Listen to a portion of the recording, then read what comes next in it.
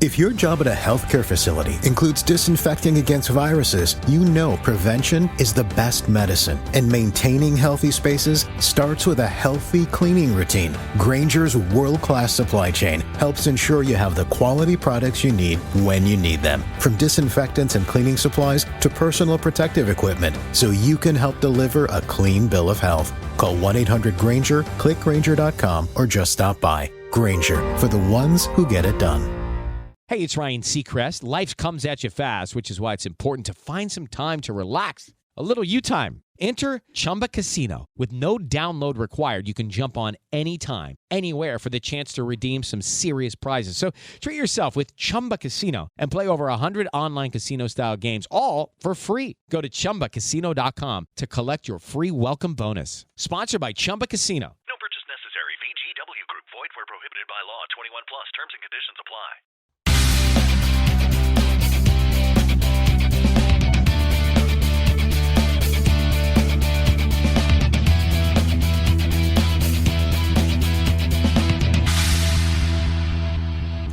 Hey, it's Scott Barrett, and welcome back to The Burning Truth.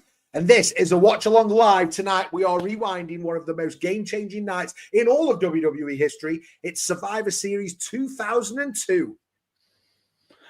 That's right, Scott. We're heading back to Madison Square Garden for the debut of one of the most dangerous matches ever.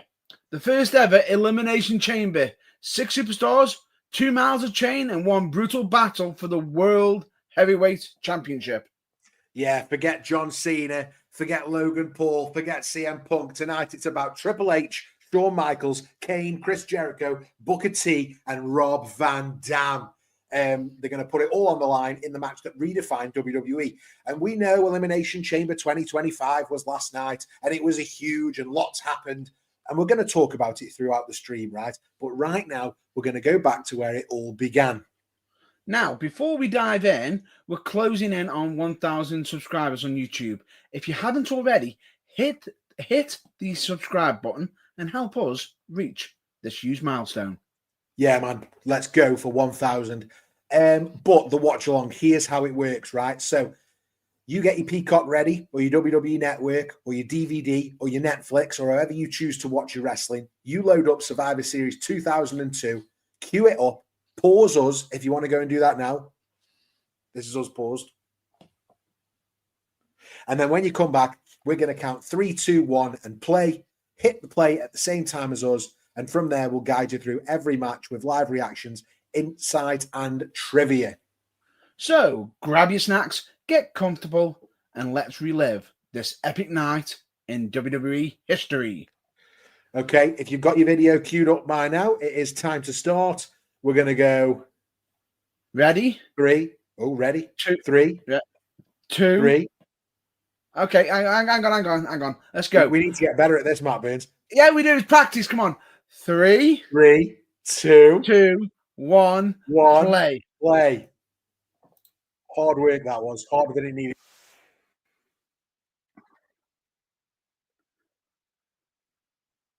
I suppose, if I want to just talk about this show in general, it's a moment in time, I think, in WWE.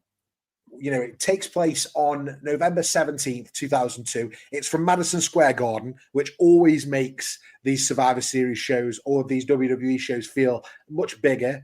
The event was in the early months, I would say, of the Ruthless Aggression era. And this is the Survivor Series in November following that first ever brand split. So we already know that this match features the first ever Elimination Chamber, and in storyline created by Eric Bischoff. And this made the event historic. Storylines going into this, we've just watched a bit of Brock Lesnar and The Big Show. Brock Lesnar certainly on a meteoric rise and his first WWE title reign at just 25 years old. So at this point, he is the youngest WWE champion in history. Yeah. There's a growing rivalry between Triple H and Shawn Michaels, who just returned from a 4-year hiatus, injury, broken back, etc.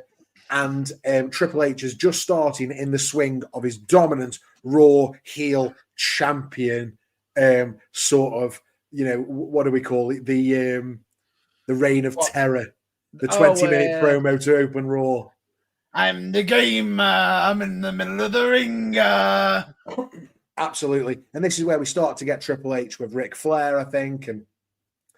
And certainly they've just had the match at SummerSlam, Triple H and Shawn Michaels, and there's loads going on. But this show, when I had a look through the card, I wanted to do it this weekend, not only because it's the first ever Elimination Chamber, and we just had that huge night last night at Elimination Chamber in Toronto, but also because of some of the undercard.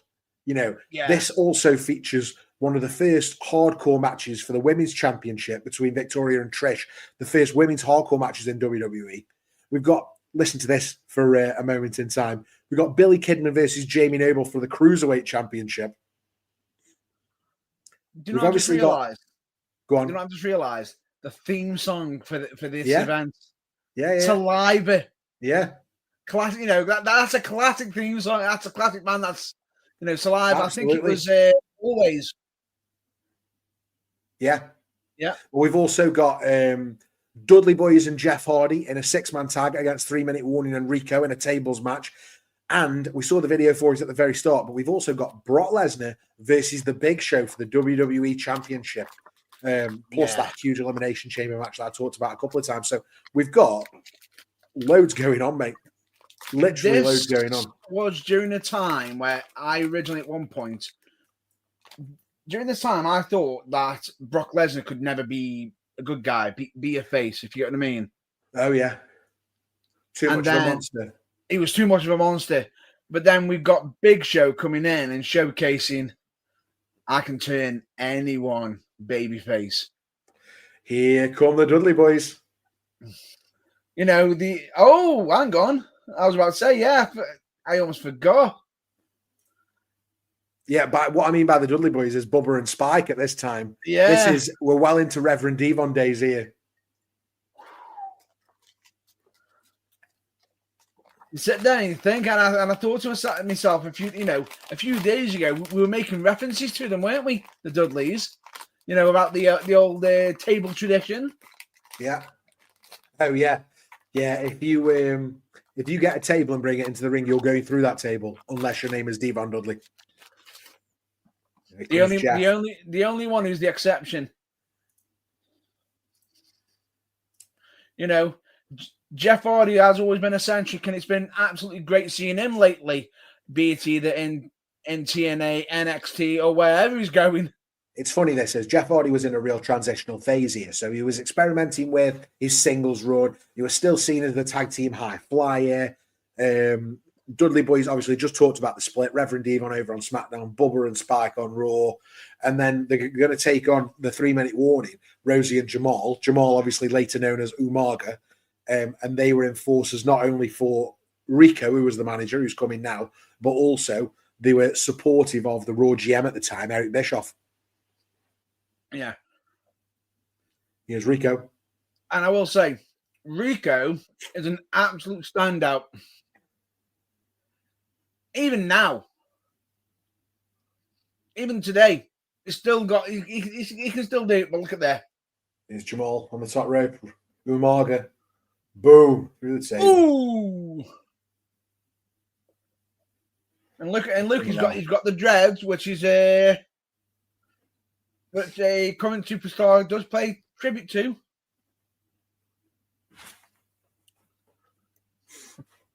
That was my best. That was my best Jacob Fatu then. And it started off with a brawl here. Here we go. Tables only. Jim Ross on commentary just said no pinfalls, no submissions.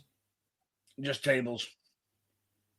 He was dealing with a lot of backstage issues at the time, Jeff Hardy. It's interesting. I don't think. Hang on. Oh, they caught Spike. Jeff over. Bobber. Oh my God! What a that could have gone so wrong. Bobber bringing Rico into the ring. Yeah. You know what? This is. It's a good, solid event. So this happens in November. Jeff, it's funny. He leaves WWE in early 2003, so not long after this, due to personal issues, and doesn't come back till 2006. So he takes a 3-year break from WWE after this. We obviously saw him in TNA over that time, Yeah. as well as other places. But his demons are really getting hold of him at this point, and you wouldn't know it from that because that was a phenomenal bit of work. And it's interesting how they sort of positioned 3-minute warning at this time as like dominant enforcers. That's one person I miss in wrestling. Spike. I like Spike. Oh, here we go. But do you know what I find so funny? How that come to be? There was that. Yeah, there was that. It was literally... One for Jeff. Legs. Oh, there's no need for that. Oh! Bobby just did it as a joke, and he convinced Devon. Devon's like, it doesn't make any sense. He goes, just do it for one time. It's on a house show. It's on a house show. No one's gonna know. No one's gonna know. Guess who was watching it at the time? If you're watching along with us at home, the countdown clock at the bottom, we're currently 7 minutes and 38 seconds into Survivor Series 2002. You can load it up yourselves, pause us, load it up for yourselves, and then we can watch along together. We're providing alternate commentary here as we go. Oh, definitely. Currently on, what did I say, 7 minutes, 53, 54, 55, midway through this. Dudley's plus Jeff Hardy versus 3-minute warning and Rico tables match. Out goes Jeff. Oof. Got some airtime there, didn't he? Yeah, he did. But Spike is somebody who I do miss. Really? Yeah. I've been a huge fan. But 3-minute warning, talking about enforcers. No, it's like Rock's got himself a new enforcer after last night, Matt Beans. Oh, yeah. Final boss. That, what a shocker that was. Did anyone see that coming? I'm going to say this now. If anybody turns around and says, oh, I predicted that months ago. I'm sorry, I'm just going to call you a liar. Yeah, Rosie straight through the table, but not bothered, straight back up. Well, there is one individual who could possibly say that predicted it. And there is proof of him predicting it. A few days ago when we did our predictions. Oh, I don't remember that. What happened? It wasn't me or you. Oh, was it Gavin Roach who we had on as a guest? It was our guest. Well, let's not talk about that then. Guests are banned from now on predictions. Well, he messaged me after the first match had happened. He was more right than I was on the night, put it that way. Well, at the start, he was more right than me at the start. But he made one mistake. He counted on Sami Zayn. What about that for a return, though? Randy Orton returned last night as well. Didn't see that coming so quickly either, but I'm glad he has. Much to shock. Much to shock, I believe you actually also joined in the prediction of that as well.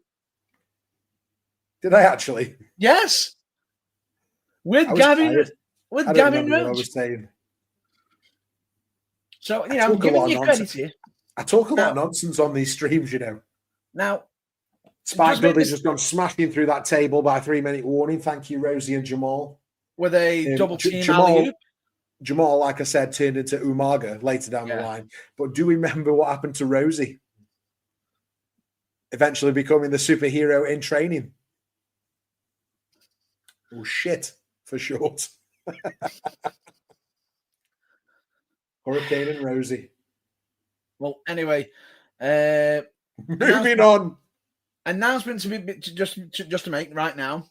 On the predictions, the score from the predictions was Scott, out of 4 matches, you got 1. Tough night for Barrett. Myself, the curse strikes again. 3 out of 4. 3 out of 4. What is that with me? Every time. Gavin Roach. I'll tell you what prediction I did get right. There was a match on Friday night I got the prediction spot on for. Oh, yeah, definitely. Well, we won't talk about that, though, eh? Not yet. How are your legs? Are they feeling okay? a bit shaky, a bit wobbly, and sort of I can't get me arm around my back. But anyway, that aside, Gavin Roach, his results. Go on. 3 out of 4. 3 out of 4 for Gav as well. What did Gav get wrong? He got wrong Sami Zayn versus Kevin Owens. Oh, yes, of course. However... And what did you get wrong? You thought that... I thought Alexa Bliss would have won the... Alexa Bliss was going to win the women's. Yeah. Oh, no, I've done it again. Alexa, stop. Every time I talk about that certain former women's champion. Alexa, Bliss. Stop. Every time. When you talk about Bliss. Yeah, every time I'm talking about Bliss. Wow. Bubba bomb. Ooh. I will just say this for the record. The announcement that I was just about to make is we have to have a winner. We have to have a winner on the predictions, don't we? Always.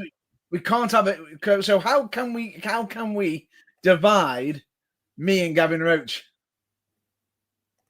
Well, he was a guest, so No. Wait for it. I already found how we can divide it. And ironically, it was a prediction that we all agreed originally to be no points, but it's now become the actual deciding factor. Oh, okay.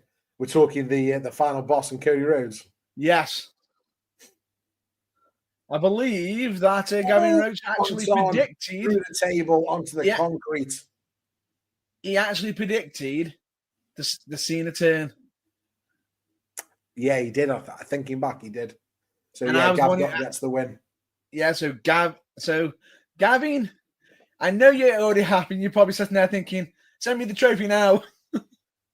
Yeah, but guess what? There is no trophy. Where are we, Matt Burns? As we watch the replay, Jeff Hardy jumping off that. The entrance. Entrance banister, sort of entryway into the arena. Hit that swanton through the table. Yeah. What are our combined scores now for the Rumble and Elimination Chamber? Do you have that detail? I imagine you've got some sort of spreadsheet by now. I have. If not, you should have. I will. I have got something, but I need to update it. I need to get updated, but you'll have to leave that with me for the next time we are live or on the air.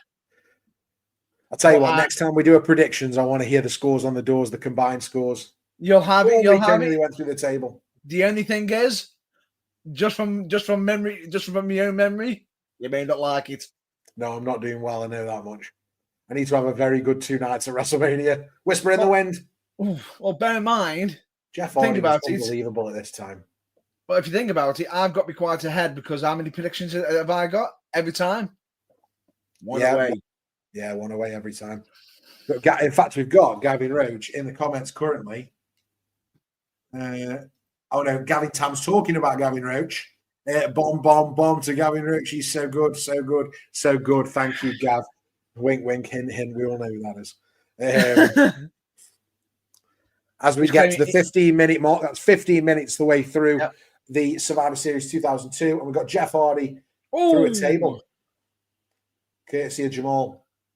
He went for high risk, and unfortunately, the risk wasn't worth it. 3-minute warning, really underrated actor in this time. Definitely very underrated team. Was always a fan of Jamal and Rosie. And it's interesting to think Jeff Hardy was going through his issues at this point, Matt Burns, because, in terms of his work, absolutely unbelievable at this point. Yeah. But at the same time, if you think about it, he must have been, because he's putting his body on the line that much, he must have been going through quite a lot. Jamal's thinking about bad things here. Oh, puts Bubba Ray down. What a bump. Jamal going to the top rope. Splash to the outside through the table. Jeff goes through the table. Unbelievable. No wonder they knew he was going to be special and they were going to repackage him as Umaga. Unbelievable. Yeah. 350 pounds of Jamal. And the way he flies as well. Oh, yeah, he gets some height, doesn't he?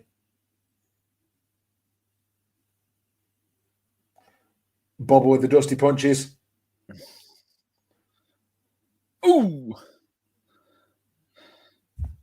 Why does that feel like that's the second time I've seen that? You may have taken some. Here we go. Bubba up to the top rope. He's got bad intentions for. Oh, Jamal's up. I was going to say he's got bad intentions for Rico. He did have bad intentions, but this could be bad. Do you remember why this match is so important, Matt Burns? I think I do know. Well, I won't spoil it just in case, but Jamal going to the top rope. He's going to hit the Frankensteiner on Bubba Dudley. Bubba catches him, powerbomb through the table. Oh. Jamal goes through the table. That's Jamal eliminated. I think that's just Rico left now. Rico and Bubba.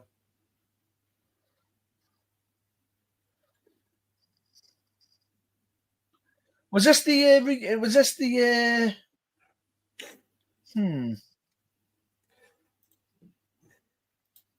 Bubba Dudley living his best life, getting to work in shorts.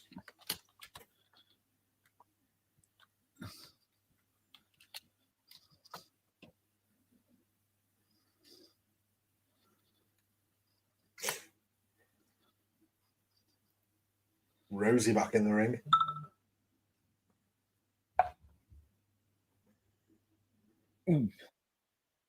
Look at you texting me. I'm going to save it as a surprise. Oh, belly to belly. No, I thought it was more or less of you didn't want it to be a surprise, you know. No, I just want to surprise you as well. I'm just trying to remember. Is that referee Jack Doan trying to get control here?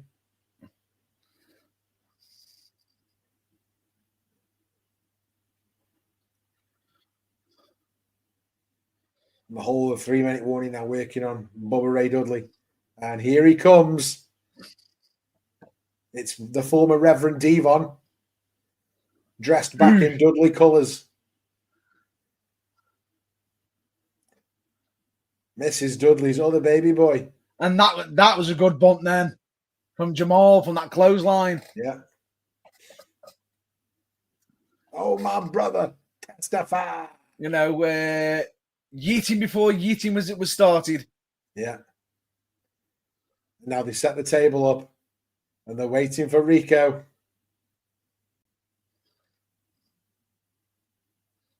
And it's the 3D for the win. The most Dudleys and Jeff Hardy win. The most devastating tag team finish. Yeah, and it's nice for them to fully reunite because the split and the singles runs didn't go as well as we would have liked. I enjoyed the Reverend Devon for what it was, but not as much as the team together. So it was nice to have the Dudleys back together. Bubba Ray looks dead happy to see his bro. And, you know, it isn't long until these two go on to win even more tag gold. And they carry on in the WWE. They don't leave now until 2005. So they've got another 3 years of this team together, which is, you know, what everybody wants. Yeah, and what's interesting about it is, for me, it's a good union. And, yeah, we know that Devon didn't exactly have a great singles run. Bubba was possibly led to more greatness, but supposedly, as it was stated on a interview, oh my God, somebody dropped the jolt, you know, the golden child. I preferred, funnily enough, those two. I prefer in this this time, I preferred Devon's singles run than Bubba's. Very quickly, Bubba was put with Spike as a bit of a tag team, but yeah. I really enjoyed Reverend Devon for what it was. It just didn't have the legs to be a long-term. And it also gave Batista his big break. Yeah, Deacon Batista. As Deacon. Jamie Noble and Nydia. Do you remember these? The Trailer Park Trash. They loved a snog, these two did. Do you remember? Yep. And what I thought was interesting is the fact that Nydia, or Nadia, depending on how people pronounce it, she was actually a former Tough Enough winner. Yeah. Was she second? Or did she win the same year as Maven? She won it. Did she? Because they had 2 winners. Is that what it was? Yes. World Cruiserweight Championship. Here we go. Jamie Noble was somebody who I miss as well. But Still can be seen quite often, mate. Anytime there's a scuffle in the ring, Jamie Noble will be there. True. But not getting mentioned by name, trying to help split it up. Yeah, exactly. And the odd thing about it is not during this time here, if I'm not mistaken, when he left for a short time from WWE, he ended up going ROH. Yeah. And becoming the ROH World Champion. Yeah, I can see that. He's a small guy, but a very capable worker. Oh, very. And speaking of very small, capable workers, he is Billy Kidman. You know, great wrestler, phenomenal worker, and is now I believe he ended up becoming a WWE writer. Yeah, and producer. He was a road agent for a while, producer. Yeah, I don't think he's still with the company though. I don't think he is. Jamie Noble is. I'm not sure that Billy Kidman is. Yeah, I hate Billy Kidman though.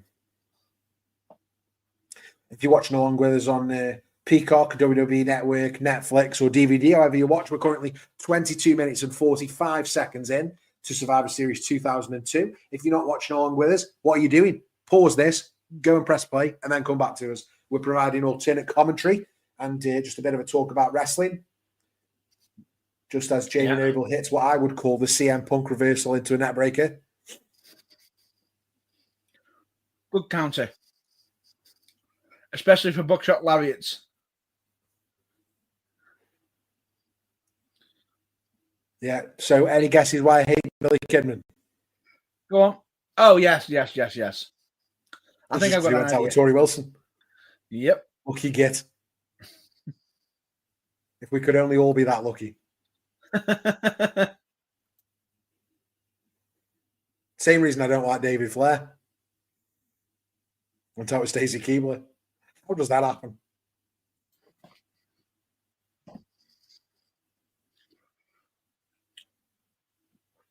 Probably because he's linked to woo. Maybe. If he's got off his dad's res. Let's have another go at this. So we've done one ref. First match was Jack Doan. Any idea on this one? Jimmy, I can never pronounce his surname. I think it's Jimmy Corderas. Yes. Classic. When I was now, mate, I can't even tell you where people are from. But when I was at school, I knew every wrestler's hometown, every referee's name. Well, speaking of referees, that actually hints onto a bit of a side mention I want to cover. Have you heard what might be happening with one of the wrestlers that were with WWE recently? I don't believe it. What? Go on, talk it through, but I don't believe it. Transitioning from referee to wrestler. Yeah, I don't believe it. You don't? No, we're talking Jessica Carr. Yes. Yeah, I don't believe it. I think it's fake news. It's fake news. It's fake news. I mean, it might not be, but I'll believe it when I see it.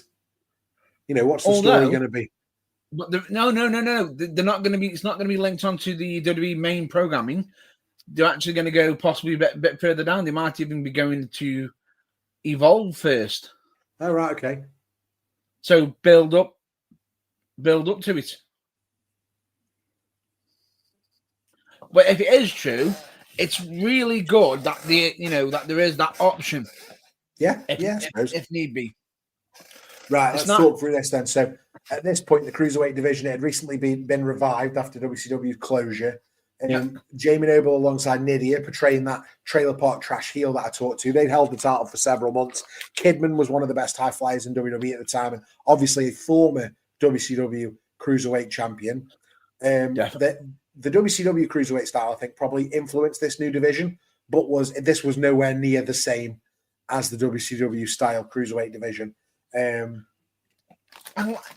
we have got Kidman, who's famous for that shooting star press, which was a move that he innovated. But I think, was it eventually banned because of safety concerns?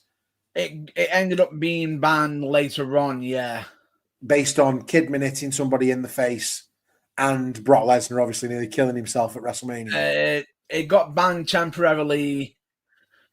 I'm not sure if it was him or somebody else who did it and ended up colliding with Chavo Guerrero's head.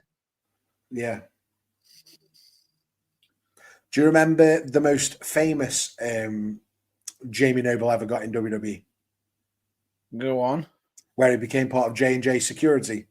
Seth Rollins had his heel running. It was like 2014, 15. It was Jamie Noble and Joey Mercury, wasn't it? Yeah. J&J Security. Oh, it's Nydia. Now, what do you know what I found interesting about that? She just slapped him. No DQ. Yeah, it's almost still attitude error, isn't it? You let that go. Well, he did pull on her hair. Yeah. He invited it. Yes. Here comes Kidman for the powerbomb. Noble lands on his feet, puts him in for the pedigree, slips through. Gibson slips driver. Behind, backslide, straight out. He was using a Tiger driver at the time. Tiger bomb. Tiger bomb.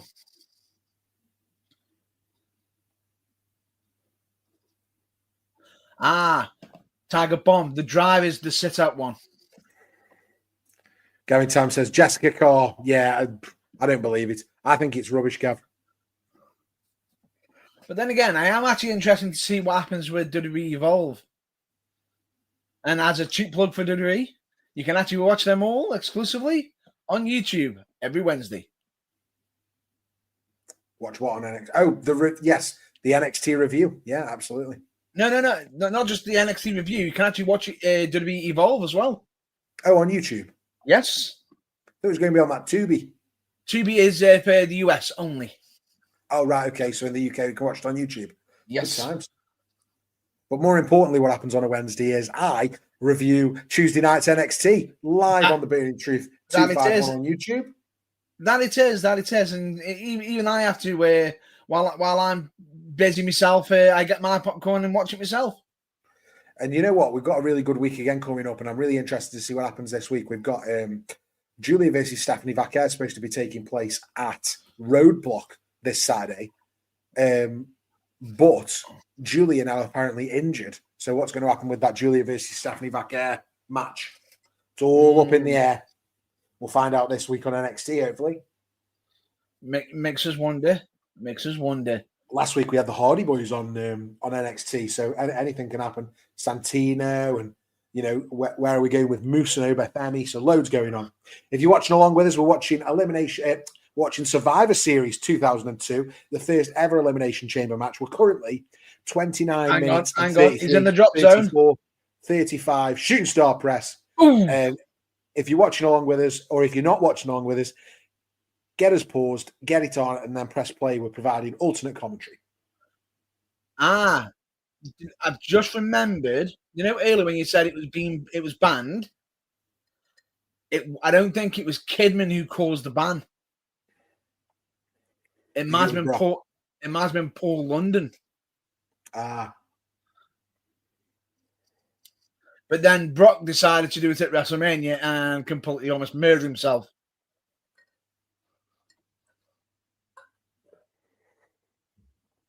Came out many years later that was Shane McMahon's influence.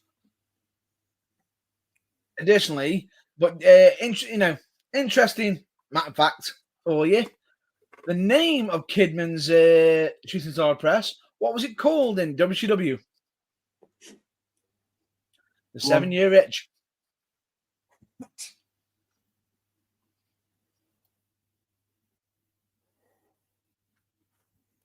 Pretty till it lands and then it hurts, says Taz. Very nice bit of commentary. Oh, Kurt Angle.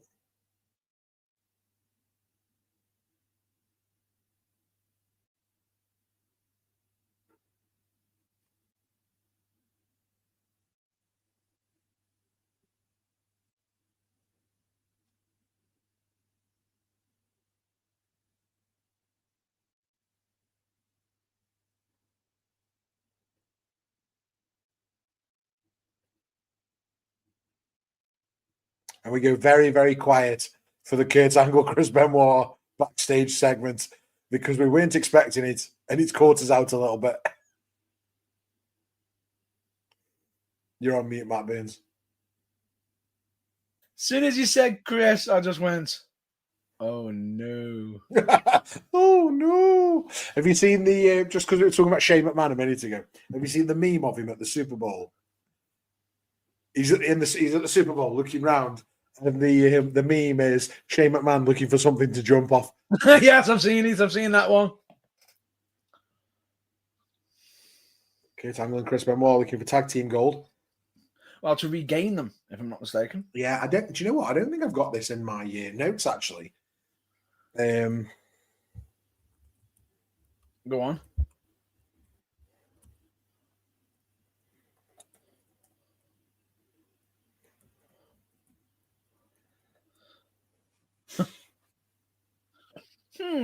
That's interesting. Hugging, which happened if I'm not mistaken, last night between two combatants. Say again, sorry. Two combatants in the Elimination Chamber hugged. Yeah. Yeah, Punk and Cena had a bit of a love in, didn't they?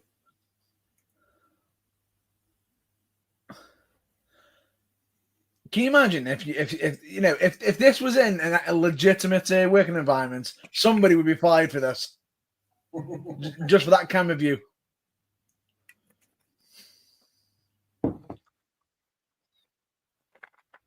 Going to let you carry on a set, Matt Burns. I'm just going to grab myself some ice. Yes, from my drink. I believe they're going to actually be here a trying. while. If I'm not mistaken, they're trying to make out that Victoria's crazy and everything, but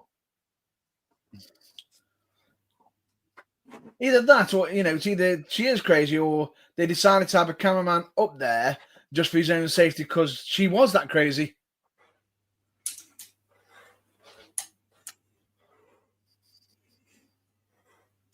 This F you thing didn't last long, actually. I forgot about that line. JR. Wow. What did he say? He literally just turned to the king and just went, well, you got the PhD for women. Because of his relationships and everything. I'm like, wow. Completely forgot about that line. But here we come. The first WWE women's hardcore match in WWE history. Trish versus Victoria. It's interesting that this was 23 years ago, Matt Bates, 22 and a half years ago. And Trish was in tag team action last night. Yeah. 23 years on.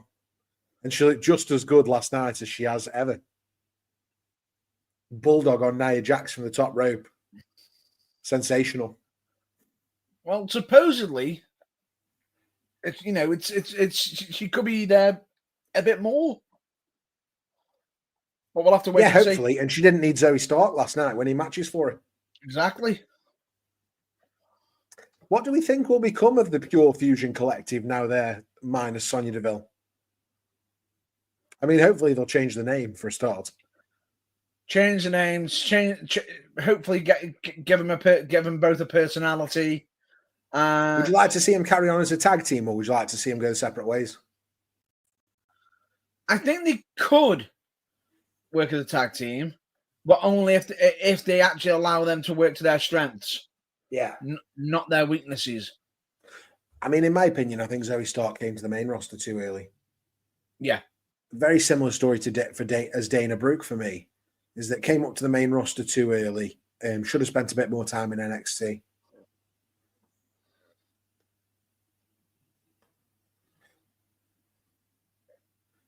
And here we go, Women's Championship match. Here comes Victoria. Is Victoria a Hall of Famer, Matt Burns? I think she is. But I'm going to check that one. Yeah, check it, because if not, she'd be a shoo-in for this year. She had a fantastic career following WWE as well when she went over to TNA. Fabulous as part of that women's division as Tara. Oh. Whoa. Oh. It's time to rock and roll.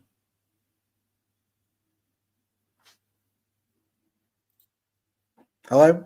Very interesting. Go on. She isn't. No, I didn't think so. Should be a shoe-in for this year. Oh, it's a good call.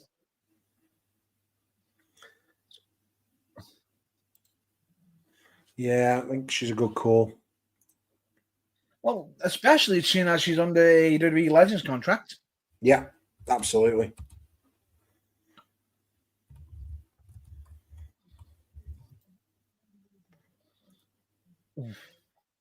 She's from California, which isn't a million miles away from Las Vegas as well. So No, it isn't.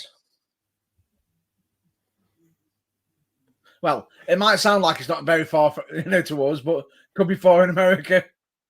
yeah, I like a women's hall. Well, it's on the East Coast, the West Coast, isn't it? Yeah, West Coast. This is what I like about a women's hardcore match opposed to a men's. All the stuff in bins attached to the ring post. Different.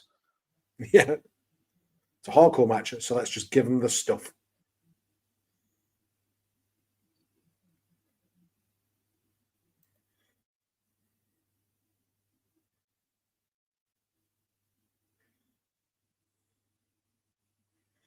Sweep her up, Victoria.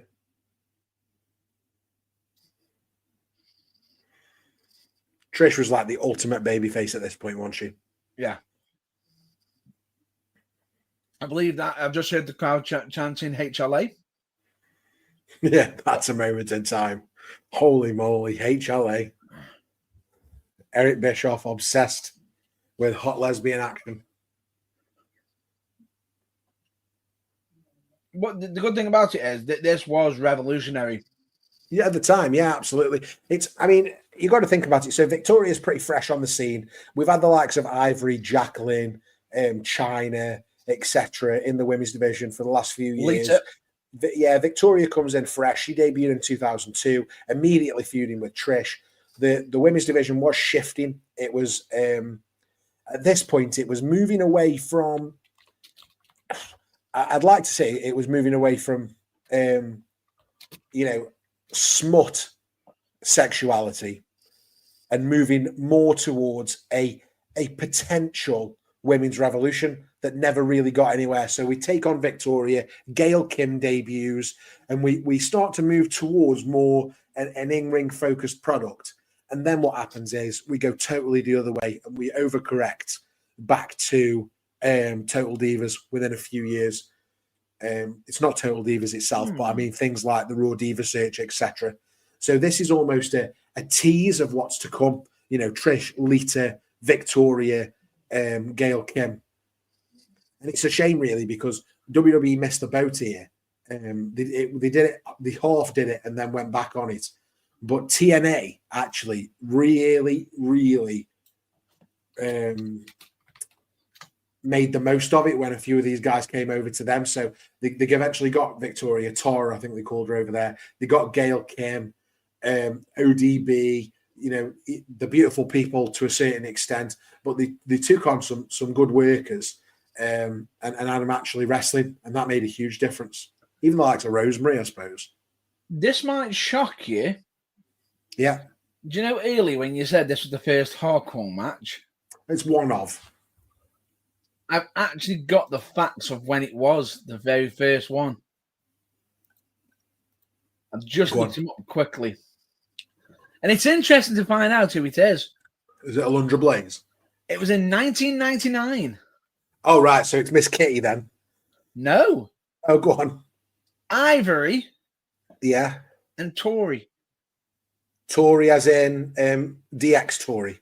Yes. Yeah. What fair dues. And the match took place in the women's bathroom and shower. Oh, right. So it's not even a proper hardcore. Okay. So it's not even a proper match in the ring. But it was a match. It was for the WWE Women's title. Yeah, but I mean, if it was booked by Russo, it doesn't count. Oh, this is in the time when we weren't calling them kendo sticks anymore either. We were calling them Singapore Gains. I forgot about that terminology. Yeah, I'm not sure why we started calling them Singapore Canes. Is that what they called them in ECW? Is that where we got that from? I think they stopped it because the fact that it's probably someone called cultural appropriation. Yeah, we got some colour in Victoria's nose. Is it by hard way? Yep. I think she just broke her nose, to be fair, or just cut her nose.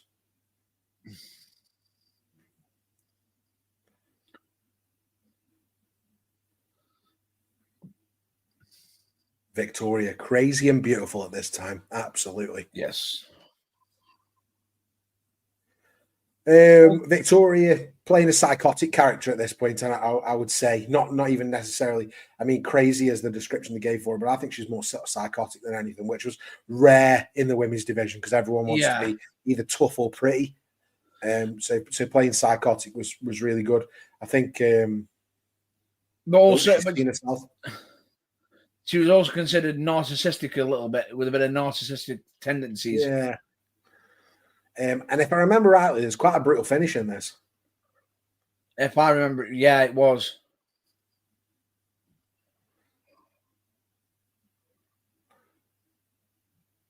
You got to think she's actually quite early into her singles run here. So it doesn't really start until the night she wins the title, which is Survivor Series 2001. So about 12 months before this is when Trish sort of starts her singles run.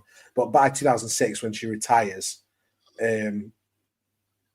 she's definitely one of the goats of women's wrestling. Yeah, definitely on that Mount Rushmore of women's wrestling. Oh, definitely should be.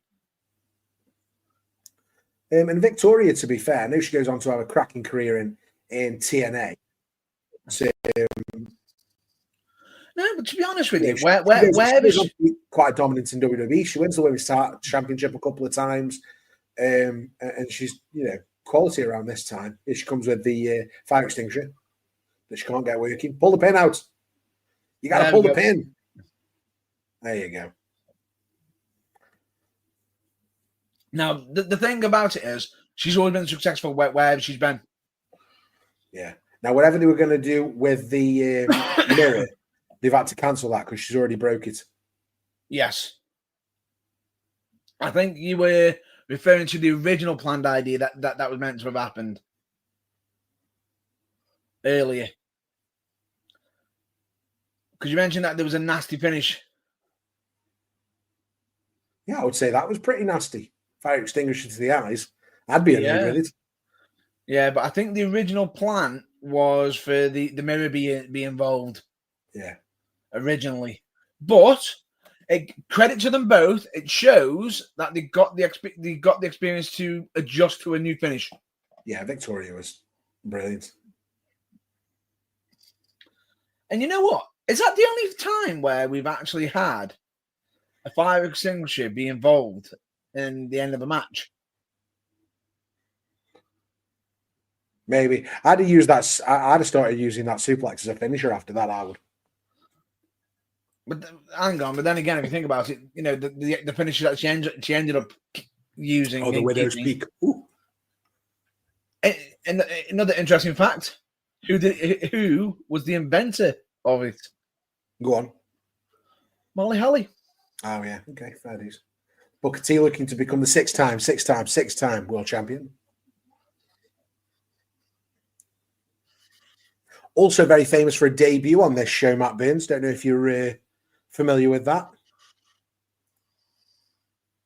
I don't know if it happens before or after the Big Show and Brock Lesnar. Oh, here's Eazy-E.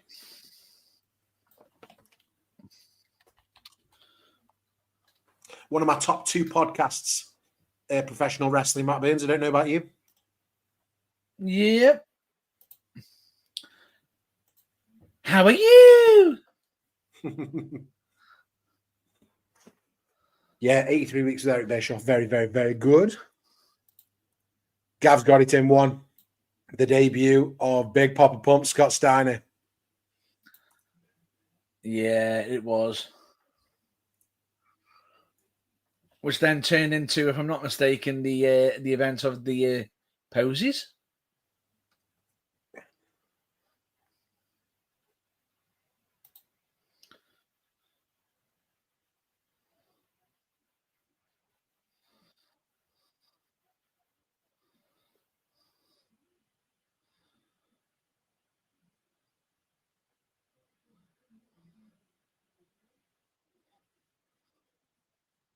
Here he is. He's just about to be on the video game. Here comes the pain. The youngest WWE champion in history. And Paul Heyman looks worried. He looks worried that he can't beat the Big Show. Oh, this was a record breaker as well. Was it? Yes. It was actually the first time that actually Brock had been officially pinned. Oh, well done for ruining the ending, Matt Burns. Come on. Spoilers. It's only been 23 years. You're gonna get upset over the next news about what happened last night. Because you know how long it's been since that has happened before. You know Since how what, long? John Cena got a win? No, since John Cena had turned. Oh, 2003. So 22 years.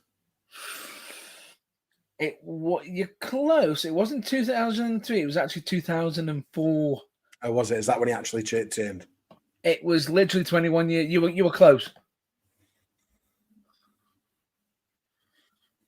Lesnar, Big Show, WWE Championship on the line. This was when I really remember seeing it, and I thought this was genius to have Big Show and Lesnar go. You know, this is just after Lesnar's had his 3 matches with Undertaker and battered him. Yeah. I don't know if you remember standing on top of the Hell in a Cell, standing tall with the belt. He'd obviously beaten Hulk Hogan in this run as well. Had his blood all over him. Beat The Rock, beat the Hardy Boys.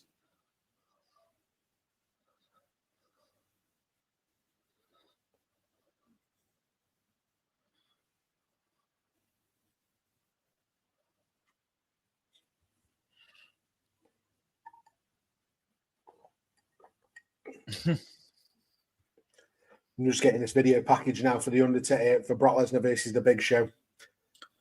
If you're watching along at home, we're currently watching Survivor Series 2002. We are 49 minutes, 3, 4, 5 seconds through if you're watching along on Netflix, Peacock, etc.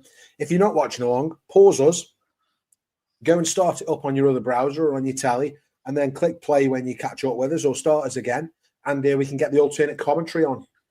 Yeah. That's what we're doing. We're talking about wrestling, just having a bit of fun. Thank you for everyone who's getting involved in the comments. If you're not watching along live with us and you're watching this back at a later date, or you're listening on the Burning Truth podcast, make sure you leave a comment, a review, you like and subscribe, and keep posted for regular updates. It might be a little bit more trickier on the podcast version, because there is certain rules and regulations that we have to follow on the podcast version, don't we, with breaks and that? But we are trying to we'll keep giving you the times, but if you just keep listening along, you'll know if you're out of sync with us, because all the stuff will be happening that we're not talking about. Like 50 minutes in 1 second, 2 second, 3 second. Yeah, exactly, mate. Just like that. But what I thought was interesting during this feud is this made me sit there and think that Lesnar could be dominated by someone like the Big Show, but it also allowed Big Show be an absolute menace and become a serious threat to someone. It's like interesting. Rock. He literally, you've already given the result away here, haven't you? But he literally loses the WWE title here so that he can win the Royal Rumble. It is that simple. Because they want him as a babyface chasing for WrestleMania. But at the same time, it's just really interesting because I haven't really done the big spoiler, though, have I? As a child, right, I honestly believed that Will was the Big Show singing it. True story, that. Probably the best shape I remember seeing Big Show in. Yeah.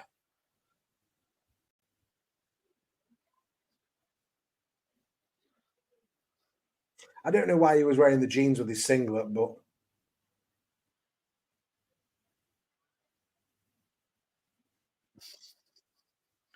Well, at least he didn't do a no mas.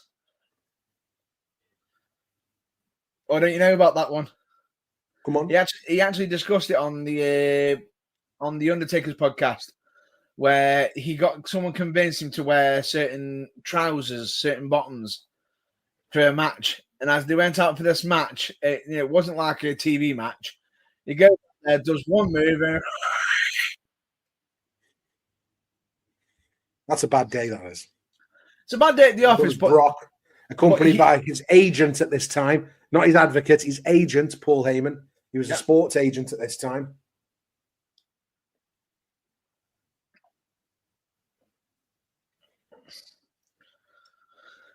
The iconic music.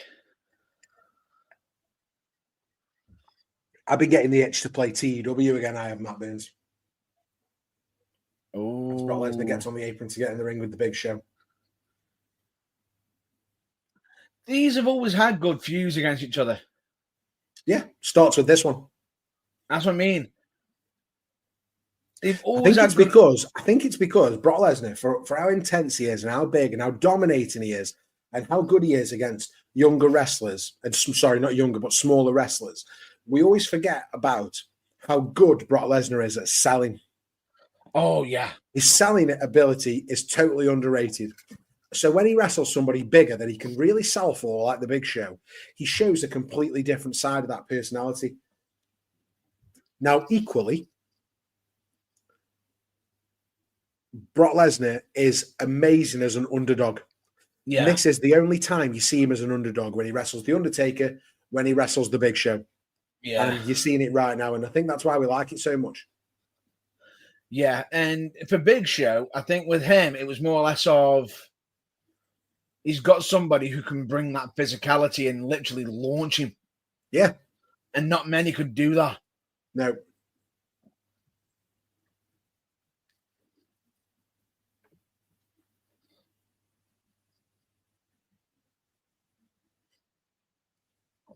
In 2 years at WrestleMania 20, right, Big Show defends the United States title against John Cena. Yeah. And John Cena finishes that match with an AA, right? Yeah. An FU, it was called at the time. Pulls him up onto his shoulders. And John Cena is a strong man, but it feels like it takes everything for him to put him on his shoulders. The Big Show gets Brock Lesnar up for an F5 effortlessly. And that's scary.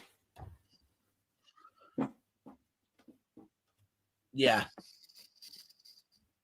I used to think Taz commentated for Brock Lesnar really well. Oh, he always did. He always did. And he the really sells what he's doing and why he's doing what he's doing. And I think that comes from Taz's time as the, much smaller wrestler, but still a very dominant wrestler. Oh, yeah. Case in point.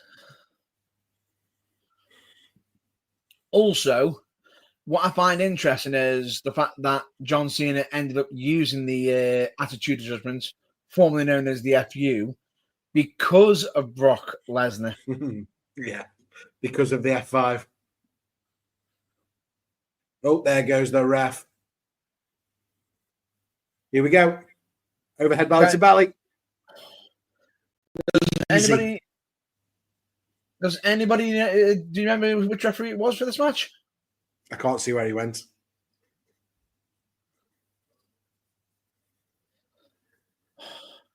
We'll wait till he comes back in. F.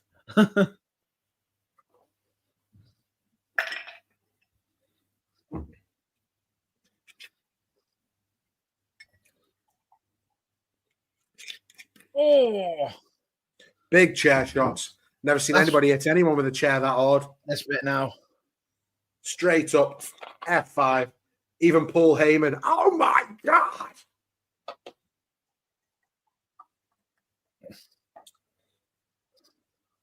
I can't remember his name.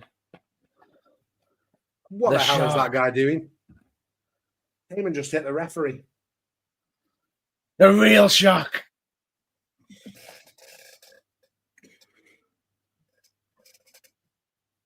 And then the realization of, I just saw him screwed by Paul Heyman. Yeah, but then again, Paul's got to be sitting there thinking to himself, Paul Heyman, I just saw him throw Big Show. What's he going to do to me? Yeah. Here he comes. Oof. Big chair shot to the back. Can't remember the last time I saw somebody hit somebody that hard with a chair. Choke slam on the chair. Who gets back in the ring here? Oh, it's Mike Chioda. Yeah, Mike Chioda. And the Big Show is WWE champion. With an a beautiful assist. And a new manager. Yeah.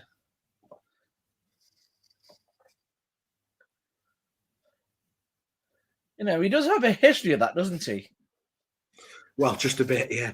Follows the gold, doesn't he? Can't blame him. But in this case, if you let Brock Lesnar do what he did, he would have still had the gold. He's more in lines of making history. How easy it was for him to get him up for that F5, though. And the facial expression. 10 points for anybody who can name this ref who jumps into the ring.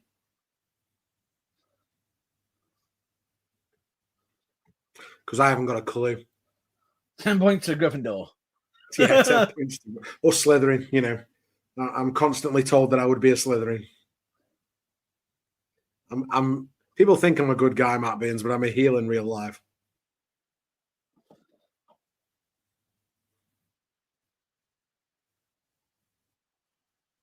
Get in that limo quick.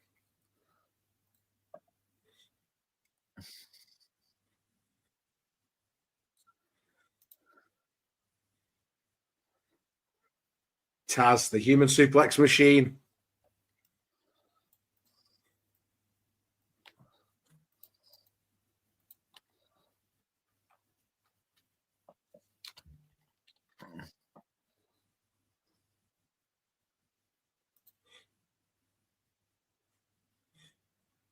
That typical low life maneuver, says Taz. Brilliant. You're not going to believe if you're listening that. along at home, we're currently 59 minutes and 5, 6, 7 seconds watching the replay of the Big Show defeat Brock Lesnar for the WWE Championship Survivor Series 2002. If you're not watching along, pause us, go and find it, turn it on, and then come back to us for your alternate commentary.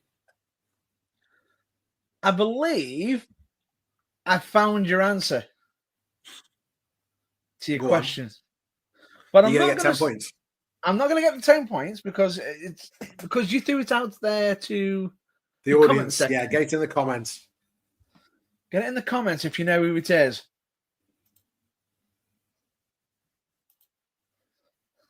Oh, it is. There's a tag team title match. Yes. I missed this in my notes completely.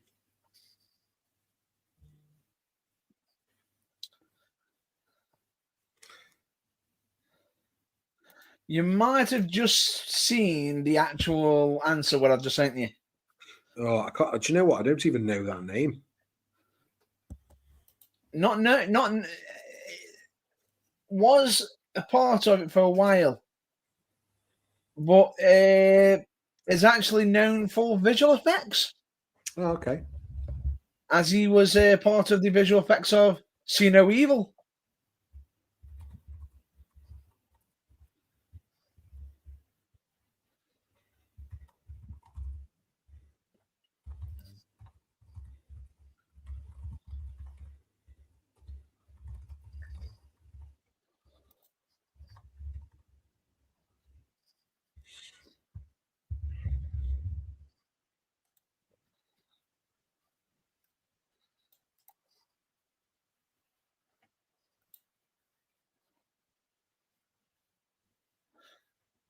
Oh.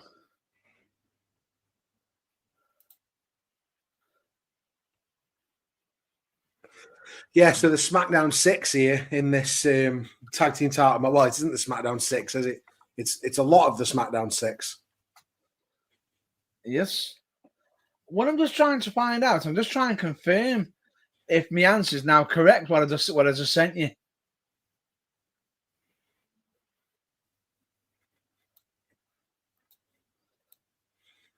I'm just trying to confirm if my answer's correct. But I have seen the list of the referees, though. Like I say, get it in the comments. But if you get it in the comments.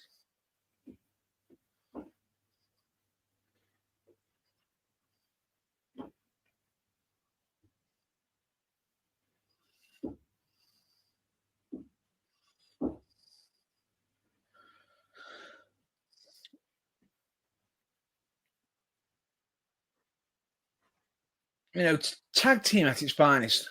Tag team wrestling at its finest. Telling good stuff. Telling a good story.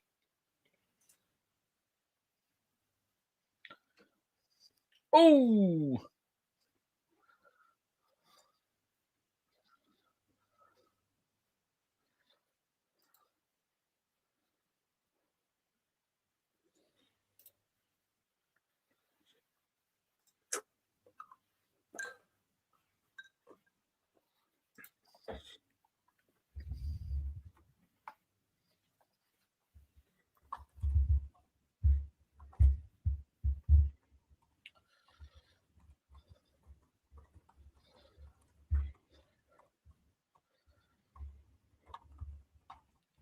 A bit of good hype, music in hype videos is vital. You've got to get it right. So this is interesting because we know that as we go on to WrestleMania now, Brock Lesnar wins the Royal Rumble and Kurt Angle is the WWE champion. So Kurt Angle must transition from this tag team title picture into the WWE title picture quite quickly after this. Oh. Al Wilson and Dawn Marie. Do you remember that? That was a moment in time. Do you remember that? That could be for Tori Wilson's dad. That could be linked to a certain segment that we're known for. Buried Alive. Do you reckon that's for Buried Alive? It was awful.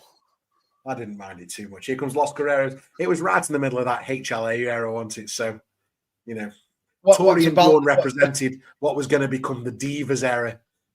Whereas, Victoria, Trish, Lita, Molly, Holly, etc. were trying to hold on to this hope of a Divas revolution that actually came about, 15 years later.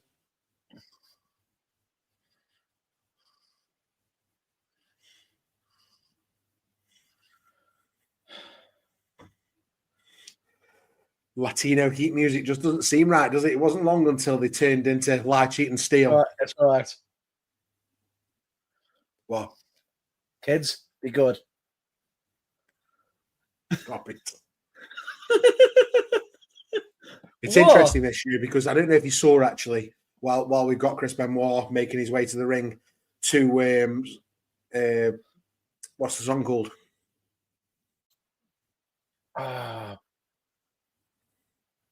Brain's gone absolutely blank. The song is called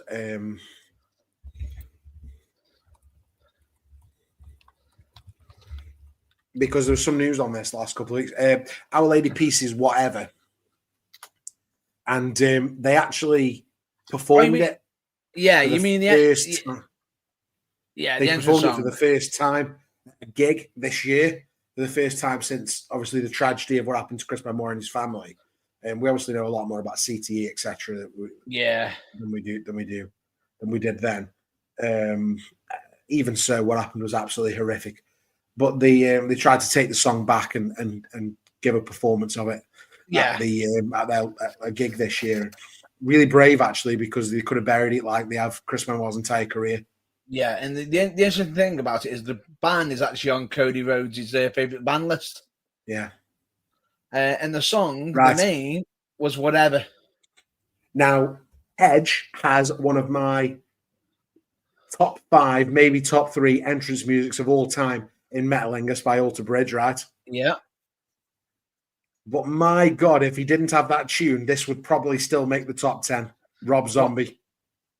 Never gonna stop. Yeah, never gonna stop. I love it. Round, round, groovy. Scream if you want it, because I want more.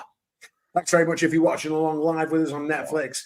Peacock, wherever you're watching, providing alternate commentary for Survivor Series 2002. And I've had quite a lot to drink now. We're 1 hour, 6 minutes, 41, 42, 43 seconds in. And I'm well into my bottle of Southern Comfort, Matt Burns. I don't know about you. Me, I'm on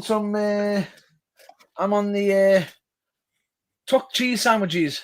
Nice. I might say something stupid in a minute, so you gotta look after me now. Uh-oh.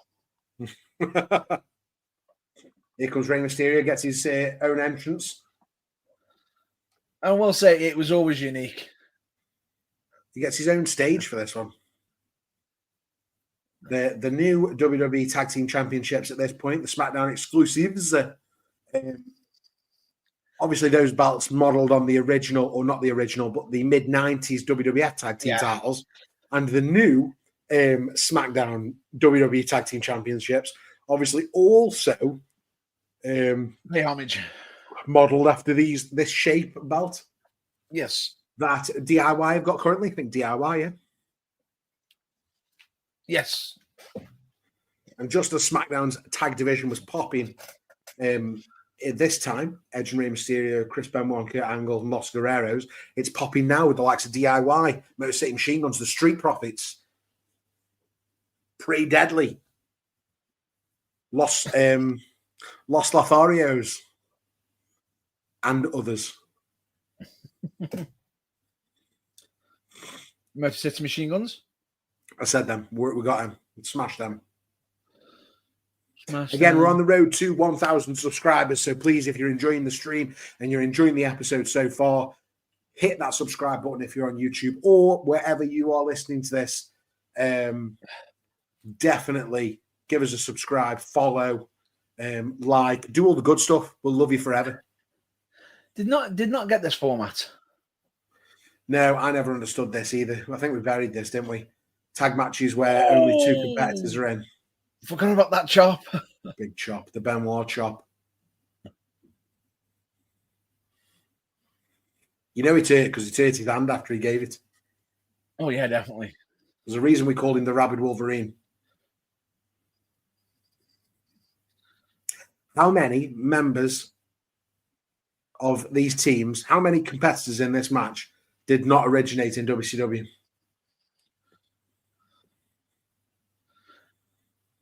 Right. Go on. Dos. Only Edge and Kurt Angle did not originate in WCW. Wrong. Edge and Kurt Angle, the only two. Wrong. It's one. Why else is in WCW? Edge was. Sexton Hardcastle was in WCW. Is Damien Stryker? No way. There's your map fact for the day. Yeah, well, I'm gonna keep it though because I don't think it was necessarily a quality run in the business, was it? No, it wasn't. Was he a jobber for one match? He was a job. Job squad. See, that's the smartest way they can get Chavo in. Yeah. Kurt just desperately trying to get out of the match, but I still don't like this format. It should be one of each team in because otherwise, what reason have you got to tag in Benoit or Kurt Angle now? Yeah.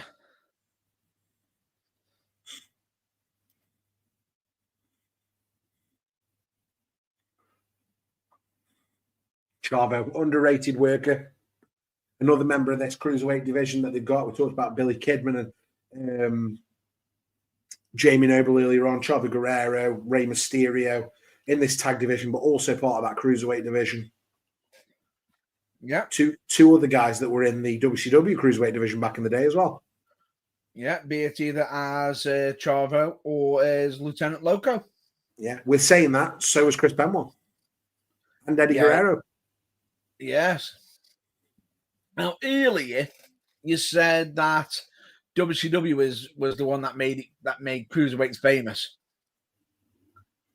I would agree. Yeah, I think that's true. I don't think they were the ones who first put the spotlight on them, though. I put that down to ECW. Yeah, but it doesn't count if only 5 people are watching it. WCW was the first place to give it a major stage. I'll give it that. And now Kurt Angle's back in. But again, they've had to make a whole thing just to get Kurt Angle back in the match because the format doesn't work. Yeah.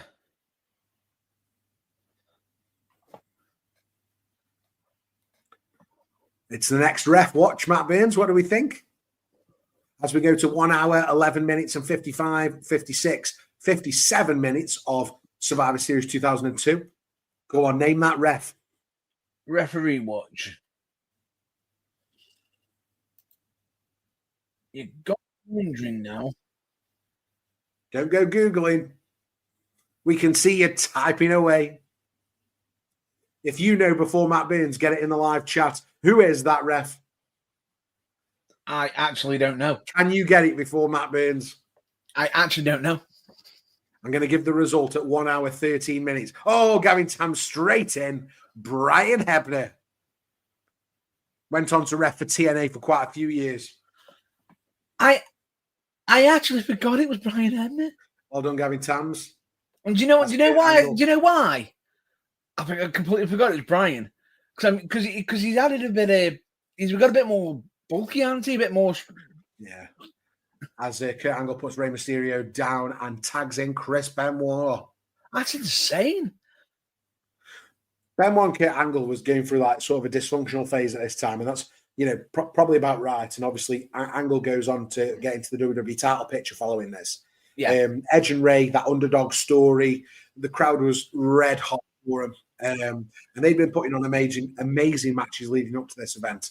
And then I think what you also get in this match is you get heel absolute genius from Eddie Guerrero, properly starting to hit his stride. And when you think about it, we're only 18 months away now, Matt Burns, in this moment, to Chris Benoit and Eddie Guerrero holding the WWE and World Heavyweight Championships at WrestleMania 20.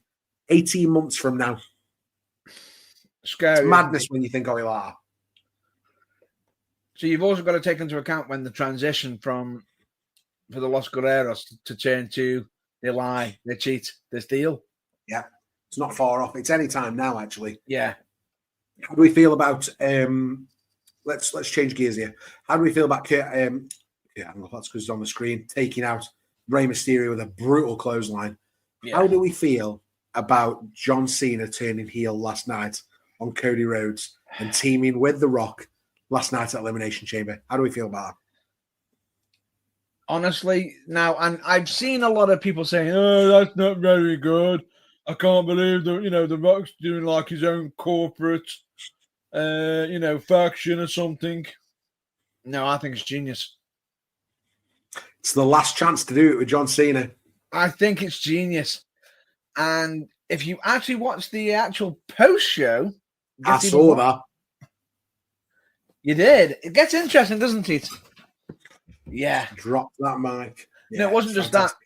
I believe what The Rock was saying, the fact of, regardless of it, you can sit there and go, I've done what I'll keep doing what I've always been doing and everything, or I can take a chance on myself and make myself more memorable and more recognizable by doing something and breaking the mold one last time.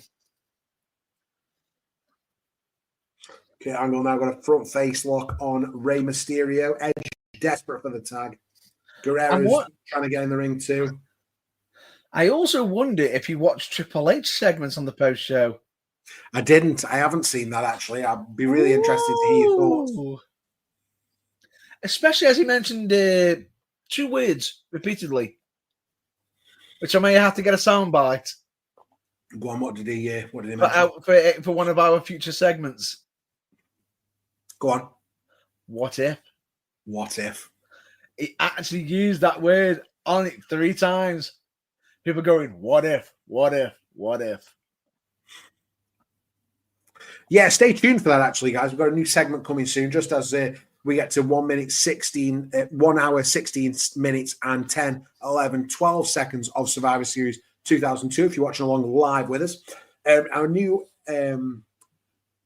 YouTube series, What If, coming soon to our YouTube channel, where we're going to take a what if from wrestling, and me and Matt Burns are both going to come up with our own multiverses of how that would play out. And we're going to do one of those probably once a month, Matt Burns. It's about reasonable. It allows some It's planning. about reasonable. Starting in March, which is now. So we're looking for suggestions for what should be our first what if. I really like the idea of doing something along the lines of what if Owen Hart didn't pass away? What if Bret Hart didn't get screwed at Montreal and stayed with the WWF? Those sort of questions. What if the rattlesnake wasn't run over? Yeah, what if he didn't break his neck? What if just watching Rey Mysterio there with a spinning back kick. What if Shawn Michaels didn't break his back at Royal Rumble? What if it was The Undertaker? Yes. These are the questions that we could what if. And here comes Edge, and here comes Chris Benoit. Edge with a couple of clotheslines, spinning wheel kick to Kurt Angle, takes off Eddie Guerrero and Chavo off the apron, and Edge plant for Chris Benoit. Kurt Angle comes in, whips Edge off the ropes, reverse, and overhead belly to Kurt Angle from Edge, and Edge is rocking and rolling at Survivor Series 2002.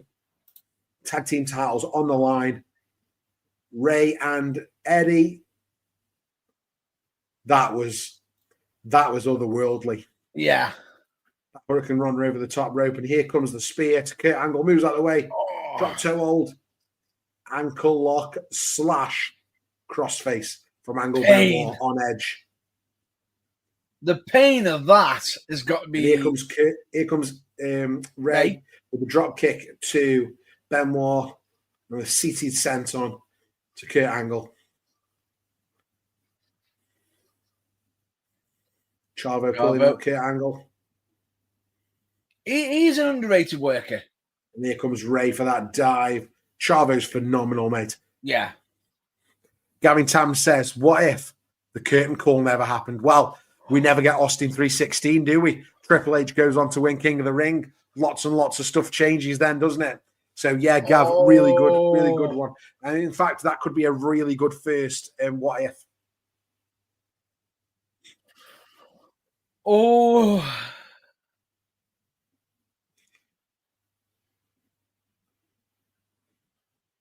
Benoit and Eddie. Eddie out the ring. And now we've got Benoit and Edge. Benoit now hooking that deep German suplex on Edge. If you're watching along with us, Survivor Series 2002, 1 hour, 19 minutes, 23, 24, 25 seconds. If you're not watching along with us, what the hell are you doing here? Pause us, go and stick it on another tab, and then come back and press play for your alternate commentary. Oh! Benoit goes up, and as he does, Eddie comes off with the frog splash. Oh! Headbutt. Yeah. We only knew. And that looked nasty. Angle slam to Eddie Guerrero. Benoit got the crossface on Edge, and Angle got the ankle lock on Eddie. Neither Eddie or Kurt Angle are legal men. Chavo hits Benoit with the belt.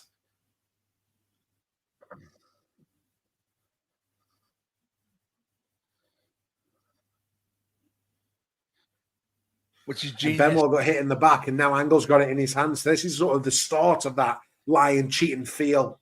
Lying, cheating, steal persona. Ray hitting Benoit into Angle. Angle powdering out to the outside. And now we've got Edge, Mysterio, and Benoit in the ring.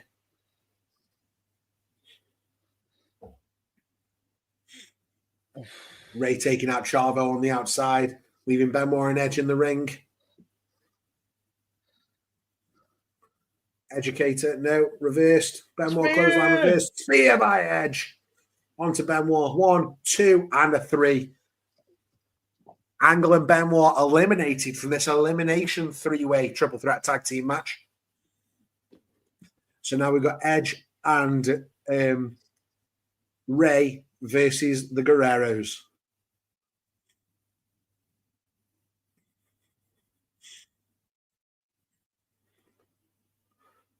And I'm sure Angle and Benoit are going to argue now.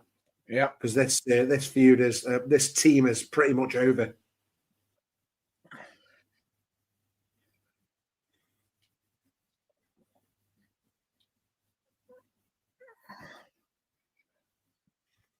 Angle slam to Edge. And Angle powdering out. Angle and Benoit just trying to one-up each other here as they're arguing. Yeah. And arguing all the way to the back. And the only person who's not been hurt in that entire exchange, Eddie Guerrero, about to roll in the ring. Pins Edge. Ooh. And Edge kicks out. Really good match, this. Told a great And like story. I say, Benoit and Eddie, 18 months from now, both world champions at the end of the night at WrestleMania. Yeah. The whole SmackDown 6 thing did him a huge favor. Here comes Chavo. For me, whenever I hear Chavo, I always think of that start of that entrance. Ooh, Chavo! Dun, dun, dun. Quality entrance music. Certainly in my top 25. Probably doesn't break the top 10. Yeah. But it's one that you definitely remember. Ooh, Chavo! Dun, dun, dun. It's one of them that, like, you know, for example, if somebody's entrance music now started, can I get a oh yeah? That's what I'm talking about.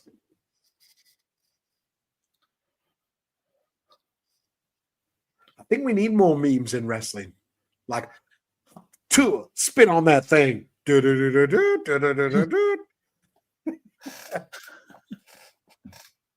Instead. Something like that.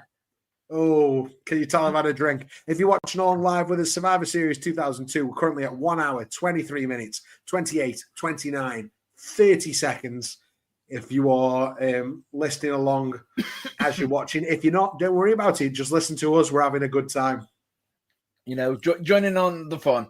One thing I am going to say is about last night's Elimination Chamber in Toronto. There was one thing. Okay. There's one thing I want to cover that I did not like. And I mean, did not like. Travis Scott. Yeah. Do you know what? I agree. I understand you're trying to get the business out there, make a name for yourself, but he didn't need to be there. He shouldn't have been anywhere near that segment. And have you seen the alternative camera? Why are you punching Cody? And we're not talking because like he's in the final boss's corporation. Oh no, legit. Hits Cody. It's like, oh, you just broke the our main champion's face. You got to stick it in, Matt Burns. You got to stick him in. Here comes Chavo. Low drop kick to Edge. And Edge is desperate for that hot tag. Got to get over to Rey Mysterio. Here comes Eddie again. Los Guerreros rocking and rolling. Edge ducks. Double flapjack. Go on, Edge. Make that tag. That's a move. Let's get Rey Mysterio in. Make the big tag here. That's a move you don't see commonly. Flapjack. Yeah. Fair. Here comes Rey Mysterio. Especially the double one. Yeah.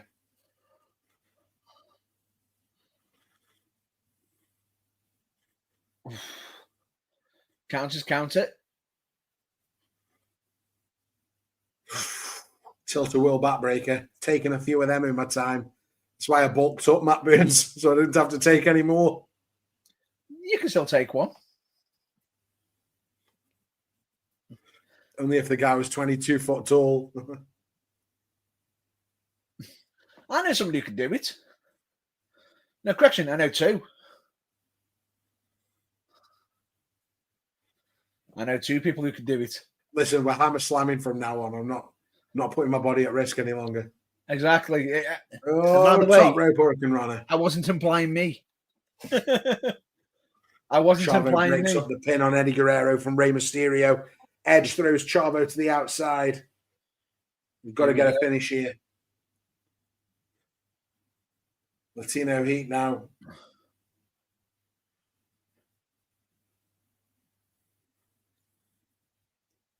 Oof.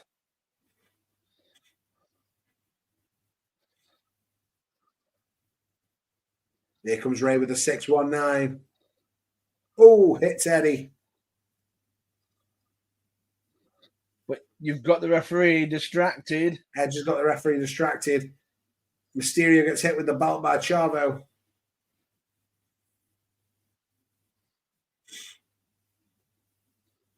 Eddie's in the ring with Ray. Ray's been taken out, and here we go. Can you name the lasso move? from El Paso. Yes, he can. And Rey Mysterio taps out to Eddie Guerrero. And Los Guerreros are tag team champions.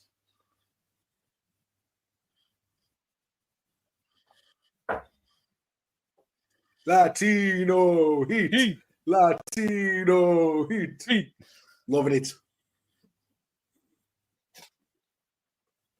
Los Guerreros. Tag team titles. So within 3 weeks, Edge and Rey Mysterio, Kurt and Benoit, and Los Guerreros have been tag team champions. Yep. True story. And now we've got Kane warming up backstage. Is this the second version of him? Or second costume version? Third version. Third. Yes, third. Third version. This is what I call the red belts version of Kane. But here comes Christopher Nowinski before any of that happens. Our Harvard graduate, Christopher Nowinski. And now professional expert in concussions. And CTE, yeah, correct. Keep us going a set, Matt. I'm just going to get some more drink. You know, I will say this gentleman here, yes, he didn't end up making it in the WWE, but he's ended up implementing changes within WWE and sort of, yes, he didn't win the supposed lawsuit, but he managed to make enough noise to get them to listen to the message of what he was trying to get across to him. Yes, he might have.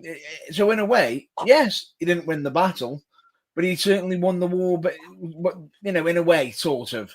And not just with WWE, with the entire NFL as well. Yeah.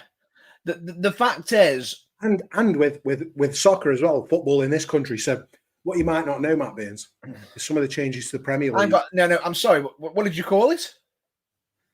Soccer, for any of our American fans. Football, as we would call it. It's football.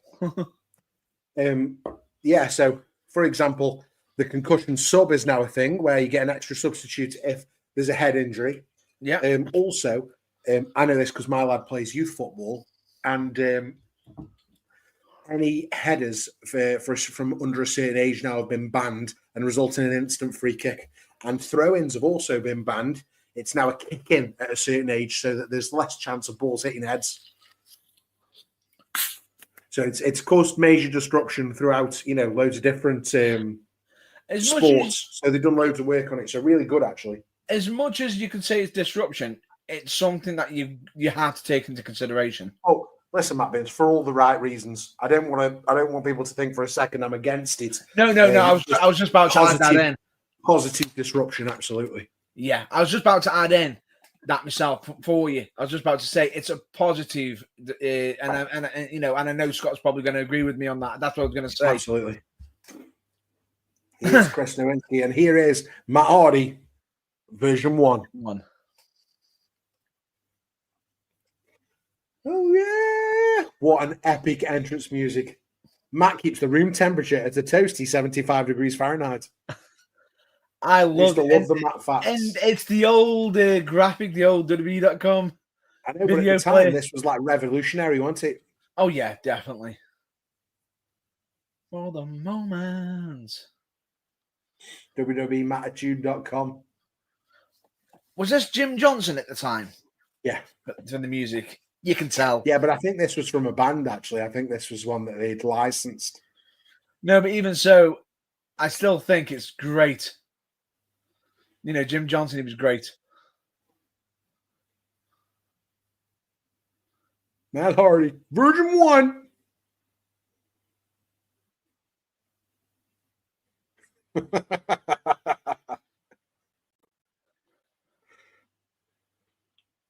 The way he's talking right now, it's very similar to during his. Yeah. Matt Hardy. That's early He signs. evolved, didn't he? Thank you for watching along with us. If you are, we're currently at 1 hour, 31 seconds, 43, 44, 45 seconds. We're currently watching Christopher Nowinski and Matt Hardy argue in the ring. If you're not watching along live with us, that's fine. Just listen to us talk. Or pause us, go and turn it on, and then press play, and we can provide alternate commentary for you. Why not? Why not? And this is Matt agreeing with Chris Nowinski. They're not just stupid, they're losers.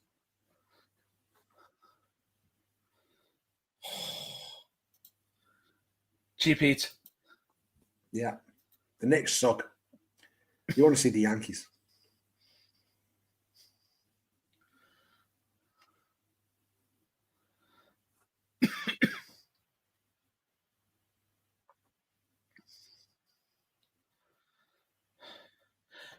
Interesting fact. Do you know what the Heat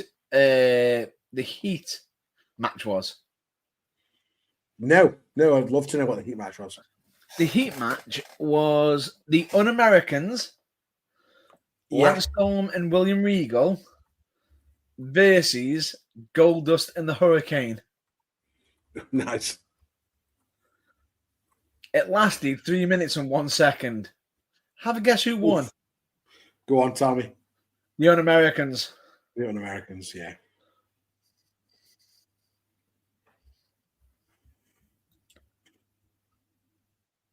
Interesting that this exact moment now that we're watching is, one of WCW's biggest stars gets the debut here. A dominating heel through 2000, 2001, and bringing him back in at this point. And there was huge rumors that he was going to go to NWA TNA at this time, but he comes to WWE first, and that's the best thing for him, I think.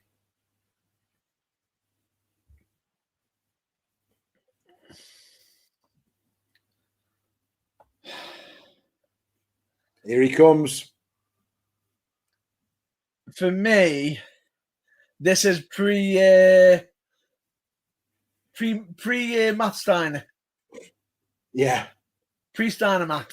This promo, this pay-per-view, this moment is the best Scott Steiner ever got. It was all downhill from here. It was all downhill from here. But here comes Big Papa Pump live for WWE. The weird thing about it is his look and gear does not scream out good guy, does it? Aesthetically. No, but it was the name, the music, the whole package was the baby face at this point. It was excitement that he was in the WWE.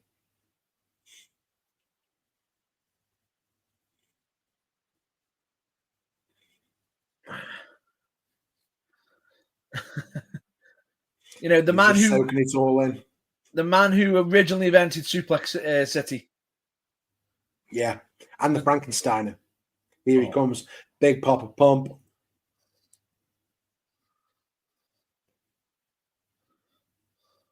It's funny what happens after this, so I'll let us watch the segment as it goes. But over the next few weeks, Bischoff and Stephanie McMahon tried to sign Steiner to go on to either Raw or SmackDown, their specific shows. And eventually he signs with Raw, aligning as a face. And then he immediately feuds with Triple H for the World Heavyweight Championship. And, straight into that Raw main event picture. Oh, overhead belly to bellies.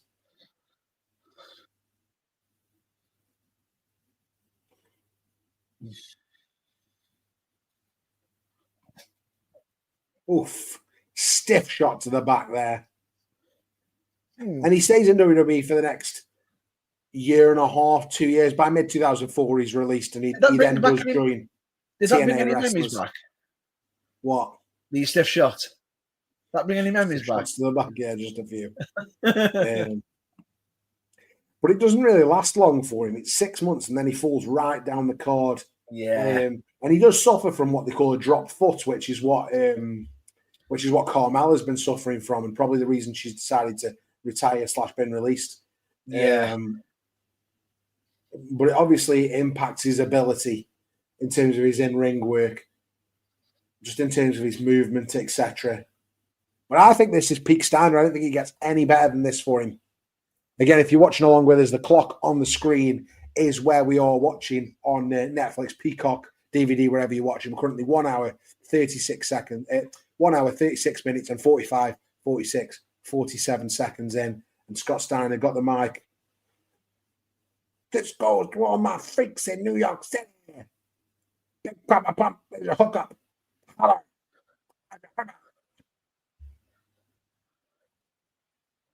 Yeah, pre-Steiner math, but still a very good promo. And like I say, Matt Vince, I think that is peak Scott Steiner. It never gets any better than that in WWE.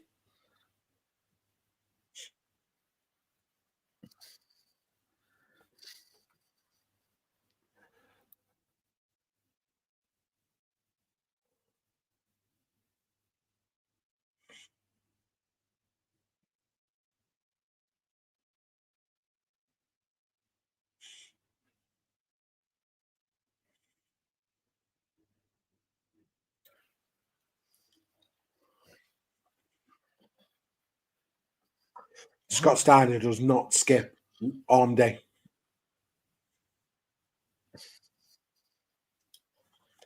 And we're about to kick off now, Matt Burns. There's only one match left. And down comes this Elimination Chamber for the first time ever. Is it that time already? Is it that time already? It's main event time.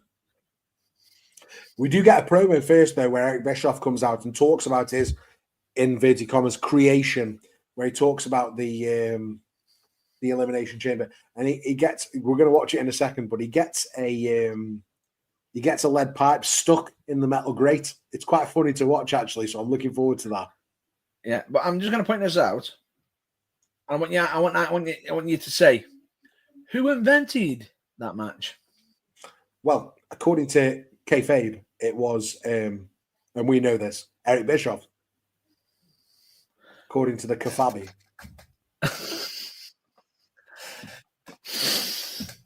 That's a deep cut. That's a deep cut. Oh, hold on, because we're getting some Randy Orton injury news update. God, he was young. Just looking at him there compared to what we saw yesterday.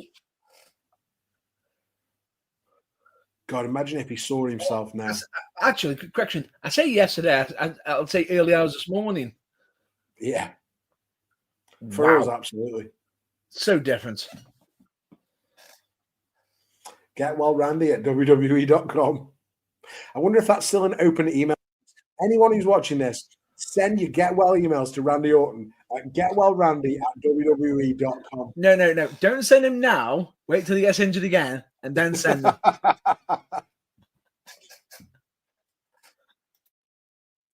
The huge Elimination Chamber match for the World Heavyweight Championship. Rob Van Dam, Shawn Michaels, Triple H, Chris Jericho, Booker T, and Kane.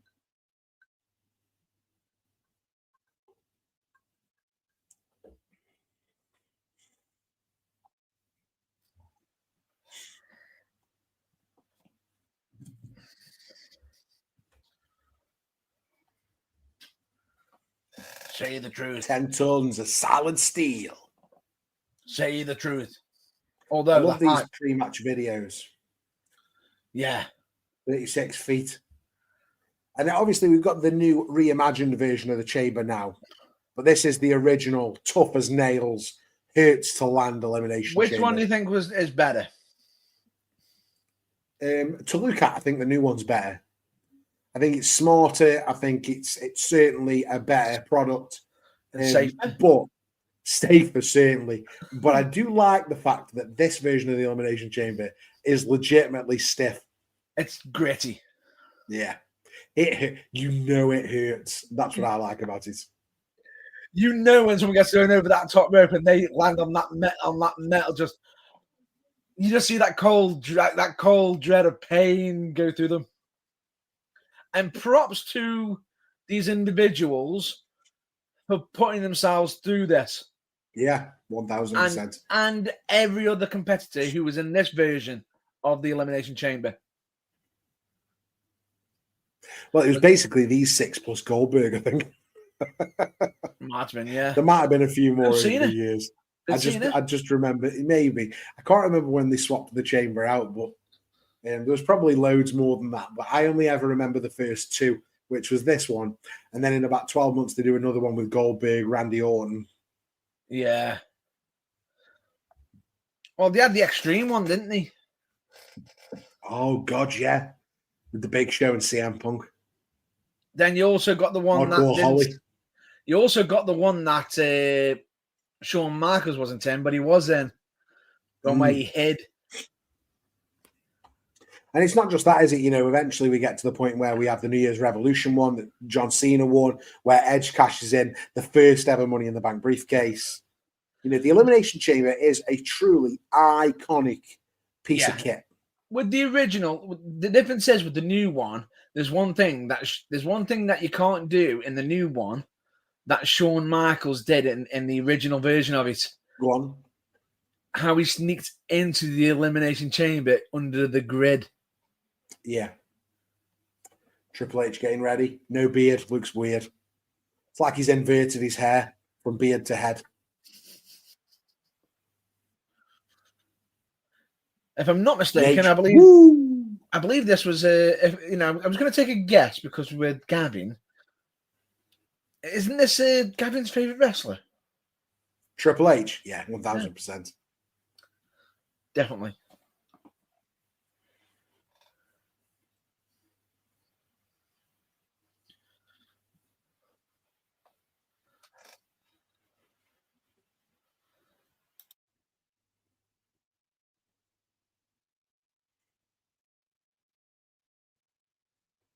Triple H, man, we are getting into the whole Triple H reign of terror here. And when you look back, Triple H was the obvious choice to be the big heel on Raw at this time. But I do think more people should have beaten him. Booker T feels like a missed opportunity at the time. Oh, definitely. Only a few months later at WrestleMania. Obviously, Michaels gets wins over him, but Michaels arguably a more established star at this point. He's only been out for 4 years. Booker T should have, especially with the whole reason of why they were feuding. Yeah. And he is that damn good, Matt Burns. He is. The coach looks scared talking to him. Coach is selling it.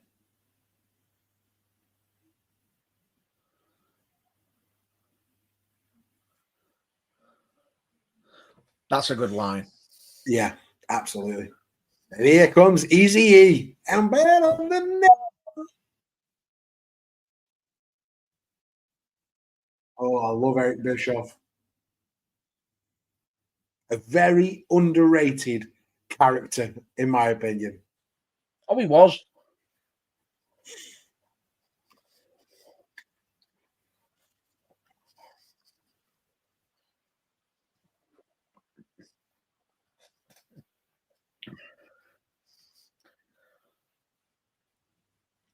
Oh, I just realized this was also the chamber. Now, because in the new one, if you got on top of the pods, right, It's no one fiberglass. Yeah. On these ones, it's chain. That had to suck.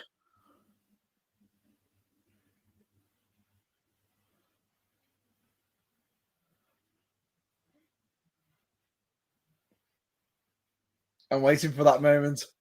Happens anytime now.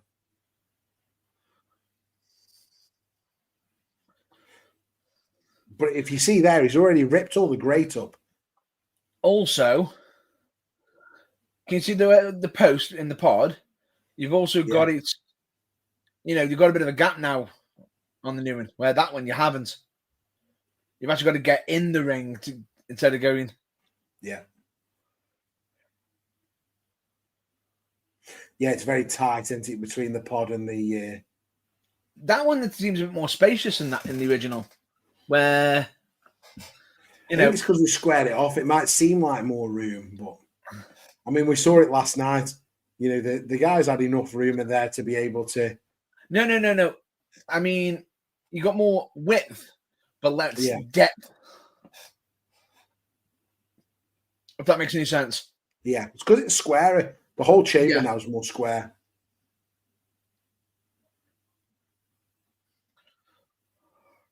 The reason he shouldn't even have been out there, the reason he's out there is because they were killing for time. Damaging the grate. Yeah, exactly. So when you land on it now, That's going to hurt. Stop hitting it. Stop they might have hitting cut it. it out to the replay. What? They might have cut it out to the replay. Yeah, they have. They have. Bit They like have. where they cut, like where they cut out Bill Goldberg falling over at SummerSlam. Oh. There was almost a slip up then. I know he nearly went out then, did he? The one thing I will say is, with the new ones, the entrance door is a lot more safer. If you want evidence, it's the steps, not the door. It's the steps. No, because I'm them about steps both. have still got the big hole in them. Yeah, they got the big hole. But if you think about it, though, the actual door though is a lot more safe because if you want to, I bet you don't. Matt Baines, I bet you don't remember this.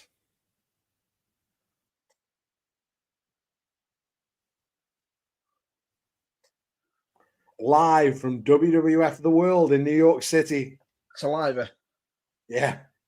Having his entrance music sung live from New York.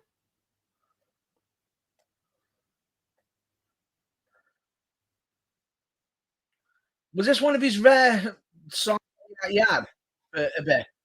Yeah. I think this was the ones only just because he could have it sung live.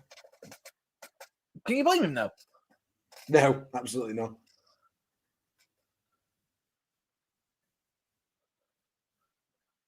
King of My World. Yeah. King of My World. Such a good song.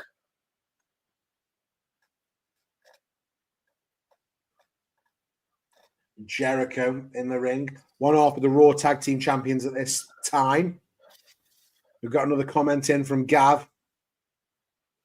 I remember Shawn Michaels wearing his horrible brown trousers for this match. True story, Gav. And I've got the whole detail for that for you. Yeah, he's probably wearing the brown pants because he's probably cacking himself. And that is the He reason wore the brown pants. Ref watch, Matt Baines, any ideas?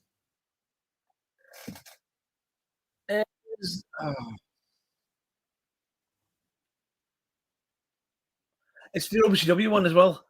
It is. That's going to kill me now. Ideas?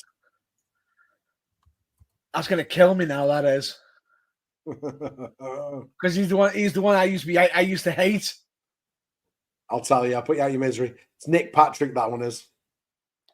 I got the first name in my head. It was just the last name. His dad was a famous promoter, actually. Nick Patrick. I think Nick Patrick promotes now, anyway. Smaller shows in America. Yeah. Oh, by the way, when I said I disliked him, I don't mean I actually hate him. And it was The just character. Yeah, I just pointed that out. I get it, mate. I get it. Gavin Tam's got it straight in. Not quite as quick as me, but quick. Nick Patrick. You're right, Gav. Referee names are important. So what actually happened was he ordered some gear. Hold on. Booker T's on his way. I'll wait till Shawn Michaels' entrance before I give this detail.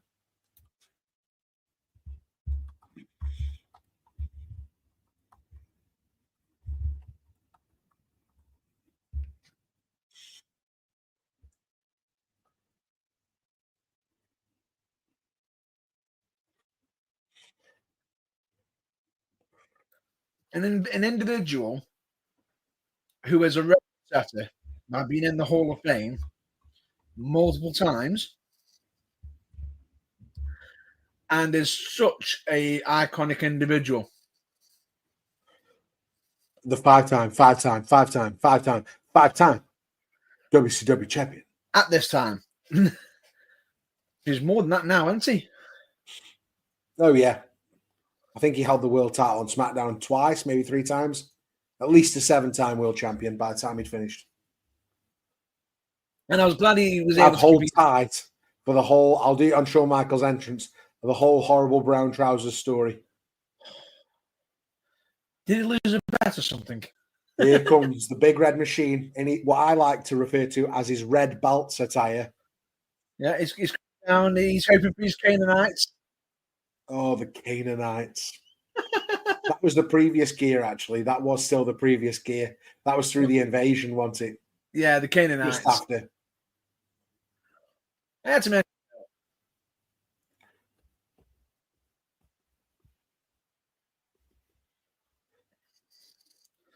I think this is the band is Seven Dust. Close. This is Slow Chemical by Finger 11. Ah, I thought it was Seven Only Dust. because I was listening to it this morning. True story. Oh.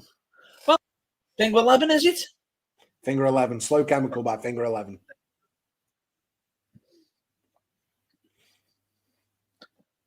Come on. Here we go. So you ready? Picture this. You're Shawn Michaels. You've been retired for 4 years. You come back at SummerSlam, steal the show, and now you're in the first ever Elimination Chambers match for the World Heavyweight Championship. Huge moment, right? Now, if you're in a historic main event, you'd probably make sure you've got some fresh custom-made gear, something flashy, something iconic, but not Shawn. No. I've just remembered. Instead, he walks out of the ring in what can only be described as brown tights. Poo brown tights. I've They just look remembered unfinished, why. unwashed and uninspired. So, if you showed me this gear and told me this is what Shawn Michaels wearing when he wins the world title, I think you're lying. But here's the best part. Shawn didn't even want to wear them. His usual gear wasn't ready. So these were his backup tights. So that's right. He wrestles in this match in a World Heavyweight Championship match in a pair of emergency, last-minute, thrift store-looking tights. And the fans never forgot. So to this day, Survivor Series 2002 is legendary for two things, Matt Burns. Number one is the poo brown tights. And number two is the first ever Elimination Chamber match. Shawn never wore these again, which tells you everything you need to know. And even his boots hadn't arrived. So he's actually in his cowboy boots. At least now we can say, no matter how bad your fashion choices are, you'll never look as bad as Shawn Michaels did when he won the world title. I think the order you put them in was in the wrong order. What do you mean? Number one should be the Elimination Chamber, and then brown pants number two. No. It's mainly remembered for the poo brown tights. No. Think about it. Number two. Like it. One of a kind. Oh, but yeah, genuinely, I actually thought it was because there was a loss of his gear. If you're watching along with us live, we are currently at 1 hour, 54 minutes and 32 seconds for Survivor Series 2002. We're watching along on Netflix, but you can watch on Peacock, on DVD, however you've got the media. Just press pause on us until you've got it loaded up and then press play, and we can provide alternate commentary. And we're just having a laugh watching it, guys. That's what we love to do. Make sure if you're not already, you subscribe to the channel. We're trying to get to 1,000 subscribers by the end of the year, Matt Burns. Additional interesting fact for you. RVD's gear RVD's was gear? always unique. Airbrushed. Yes. He was at one point the only one to have it done. But there's now officially only two wrestlers who had their gear airbrushed in WWE. Go on. You know it's RVD. Yeah. Can you guess who the second one is? Go on, you tell me. Maybe you might need to feed him more. Well, Matt Burns, it gives me great pleasure to tell you you're wrong. And you're about to get Scott statisticked. Go on, let's see it. Ravishing Rick Rude also had his gear airbrushed for every event, which is how he got different people's faces airbrushed onto the tights and the Intercontinental title airbrushed onto his tights. So you've got to go back even further. Rob Van Dam was actually inspired by Ravishing Rick Rude. How about that? I completely forgot about that for a minute. Yeah, there you go, mate. You can have that on me. Got statistic. We're learning stuff every day, Matt Burns. Hang on. You know, my fact's been erased and yours is overtaken. Here comes the game. Triple H and Rob Van Dam to start this Elimination Chamber match. Now, anybody who's champion right now is going to be sitting there thinking to himself, I hate the fact that I'm starting this match because I've got to go through the entire match. Do you think Paul Levesque in real life ever sits at like in events that he absolutely shouldn't be doing this, but he takes a swig of water and thinks, I should spit this water now? He doesn't just walk into the car making his entrance to his car. Have you seen the do you remember video? there was that video of him with Linda McMahon was getting sworn in as some sort of political leader, and he's like he's taking a sip of water and just thinking, go on, spit it, spit the water, Triple H, spit it. No, have you seen the video online with Stephanie? Stephanie gets in the car and goes, come on, Hannah, hurry up. And then all of a sudden the camera goes through him and also you see walking like that. Here they are, starting the first ever Elimination Chamber, Matt Burns. Locking him up. Rob Van Dam, Triple H, World Heavyweight title on the line. And here's what I think is really interesting about this. Go on. Is by the end of the night, one of these superstars will injure the other. There's a serious injury in this match. I'm going to put a pin in that until we get there. What were you going to say? Well, I was just saying that when Triple H does his that grand entrance towards the car, he gets in the car and Stephanie just goes, why'd you do that every time we get into the car? And Triple H just goes, well, you've always got to have a grand entrance. Love it. Nita face on Rob Van Dam. Triple H in the black trunks, black knee pads, black boots. Here we go. Triple H symbol on the back, Rob Van Dam. Oh! Black knee pads, black kick pads, black boots. And there's Shawn Michaels with his Karen haircut, waiting. We've got Oshan. We've got Oshan Hughes in the chat saying hello. Hello, Oshan. Hello, thanks for joining us. Gavin Tams, trachea. That's a hint for the injury, Matt Burns. We'll get there when we get there. I'm trying to remember. But Gavin Tams would know because his favourite wrestler is Triple H. So this is easy trivia for Gavin Tams. So it's going to be Triple H. Gav goes, oh, he's nearly out. He nearly gets eliminated from the chamber there.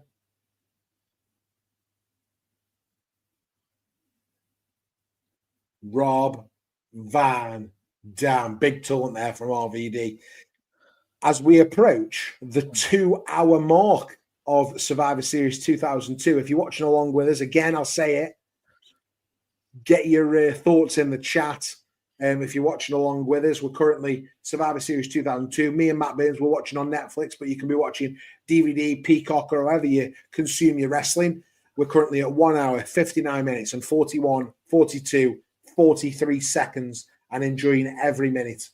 And Triple H is bleeding already. Yeah, and that's a rolling thunder from Rob Van Dam from the inside to the outside on the metal grate. That had to hit no matter what. This Elimination Chamber totally unforgiving at this time. I almost said a dad joke then. Almost. Don't do it. You're better than that. You know what? No, I'm going to do it. Rob putting Triple H back in the ring. With them landing on the outside on the grated metal, it must really grate them, mustn't it? Oh, you know what, Matt Burns? It deserves it. You can have it. Here's a round of applause.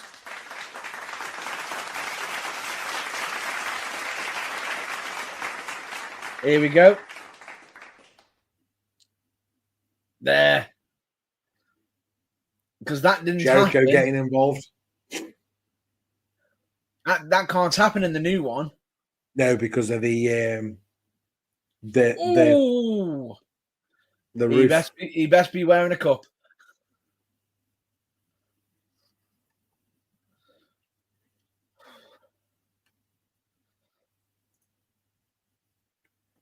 Again, if you're watching on live, get your comments in the live chat. Currently 2 hours, 1 minute and 10 seconds in. As Rob Van Dam on the top, giving a sort of flip dive onto Triple H, almost a swanton, if you like. Or a rolling cannonball. Yeah. Triple H already bleeding on the outside. Shawn Michaels Not looking concerned at all, but watching along. Yeah. You can hear the grate, just that thud. No give, is there? You can see it on the back. Do you see the grate marks on Triple H's back then? That's what I mean. Over.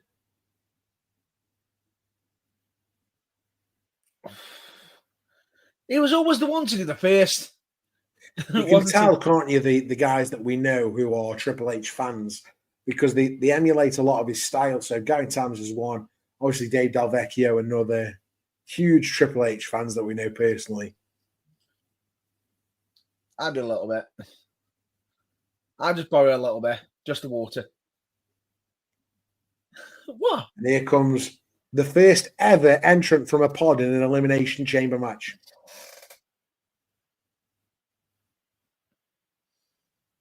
And here comes Jericho. Jericho! Oh, shred down. Straight down. There's no fire. Oh, big kick. Oh, and a spinning wheel kick. And you know what happens if you're wrestling Rob Van Dam? Once them kicks start flying, you better get your hands up. Or just get out of there.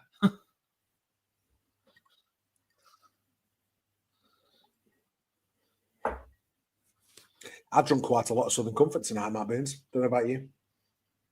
And here we are now. We've got some more people watching. So just live, 2 hours, 3 minutes, and 3, 4, 5 seconds in to the Elimination Chamber Survivor Series 2002.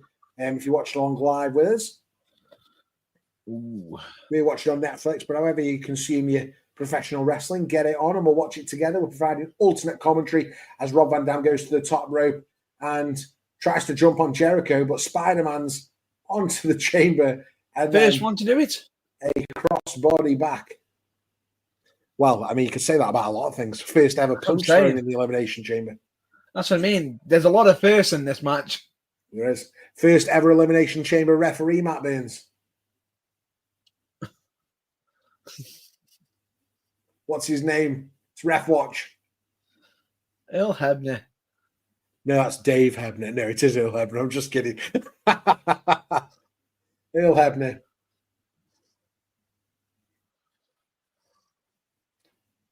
And this is what I love about these matches. So it's similar to the Royal Rumble.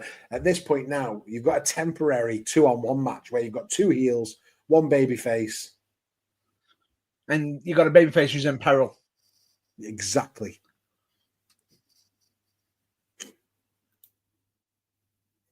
Come on, baby.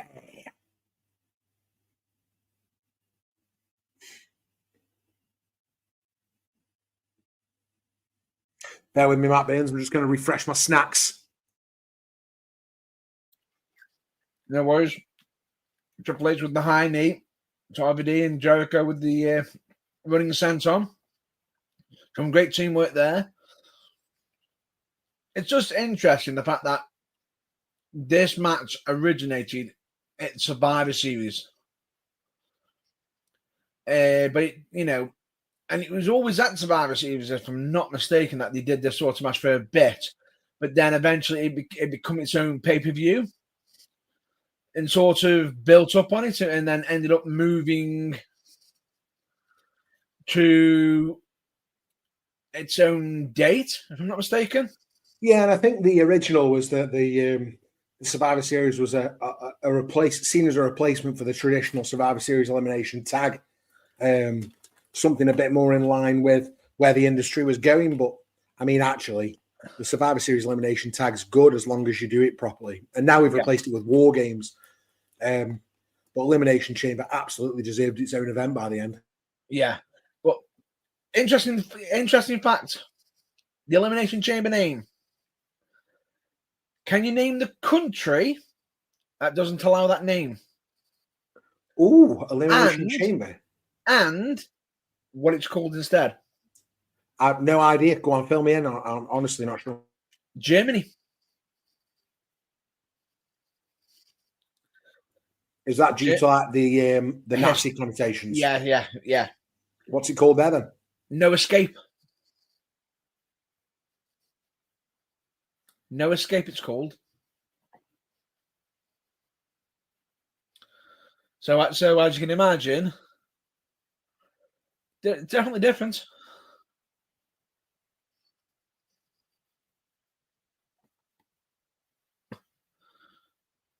I'm feeling them chops. Jericho sends Van Dam into the corner. That was a smooth counter.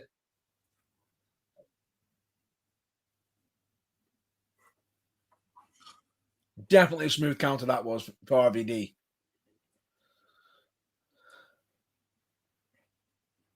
It's interesting this because we're going to get into Jericho in the match now. He's a tag team champion, but yeah, Jericho and Michaels are not far off a big feud here. So this match almost serves as the start for them as well.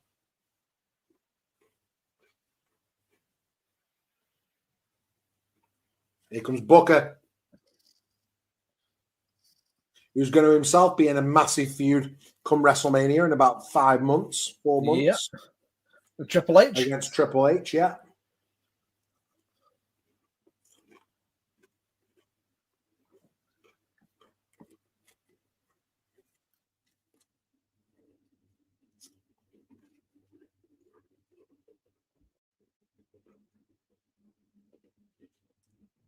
Booker T with the spinner, really. Now we've got RVD and Booker T lining up, and they're starting to find our former teammates in the Alliance. Yeah. And we've got another comment here from Oshan Hughes.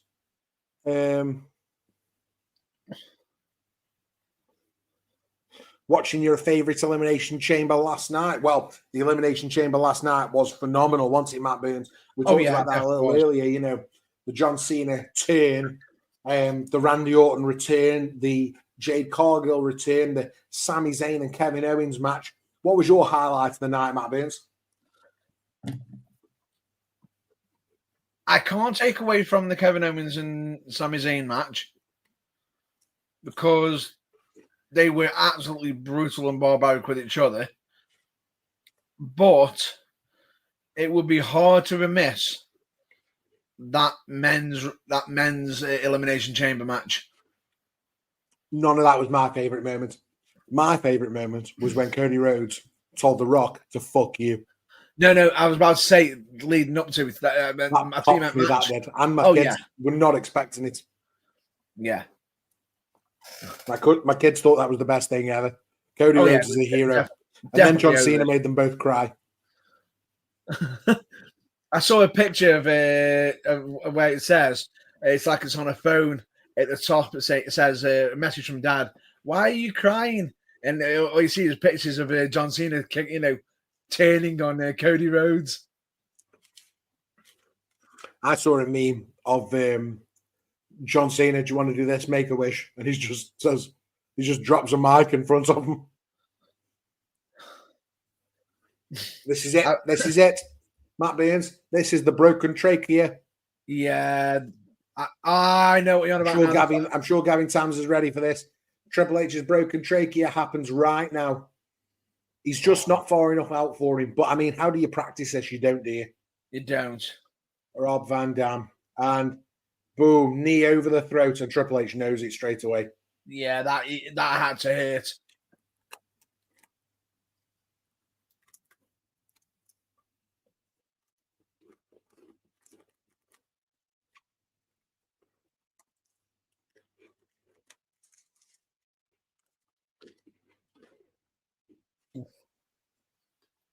I'll tell you what I think is interesting about this. It's not actually the most impressive dive in the world, and it doesn't necessarily look very dangerous or painful.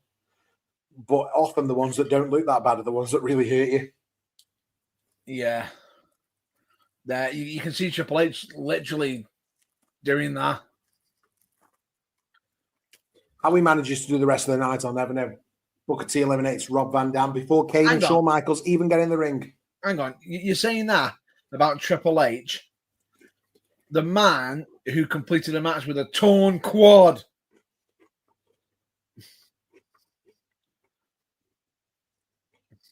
Well, he completes this match with a broken trachea, so. Yeah, I'm surprised he didn't go down the Angle route. You know, he did it all with a broken freaking neck.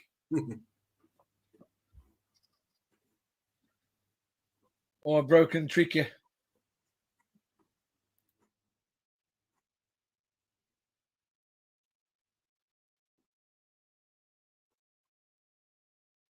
Had he won, I'm sure we would have heard that. Oh, yeah. Jericho and Booker T now. Jericho, the face buster on Booker T.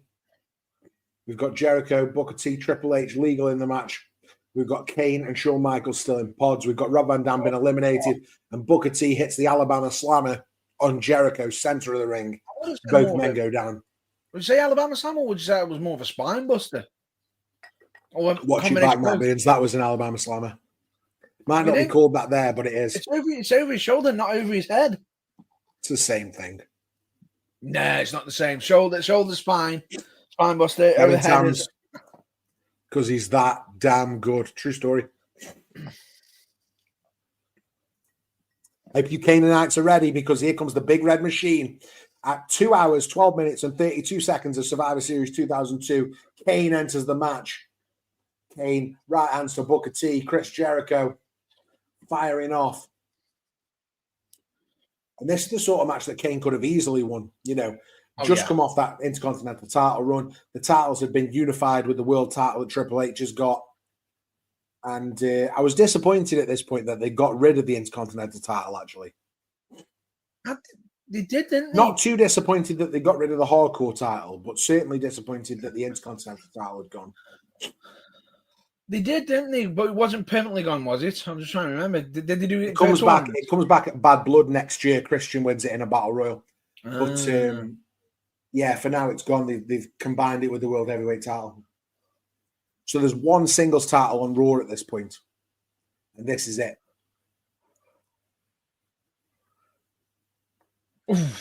So there's a single, there's a tag, and there's a women's, and that's it.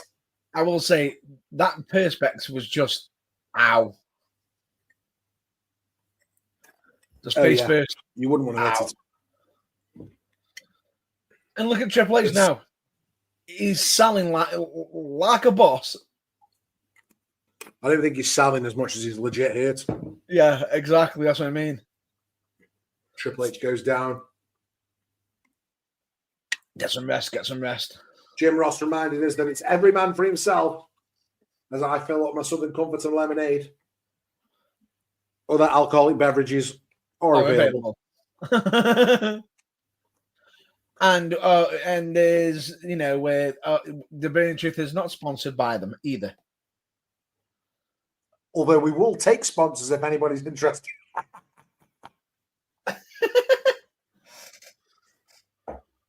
Oh, we will sell our soul to anybody that wants to sponsor. Yes, and Rock. A choke slam from Kane to Booker T.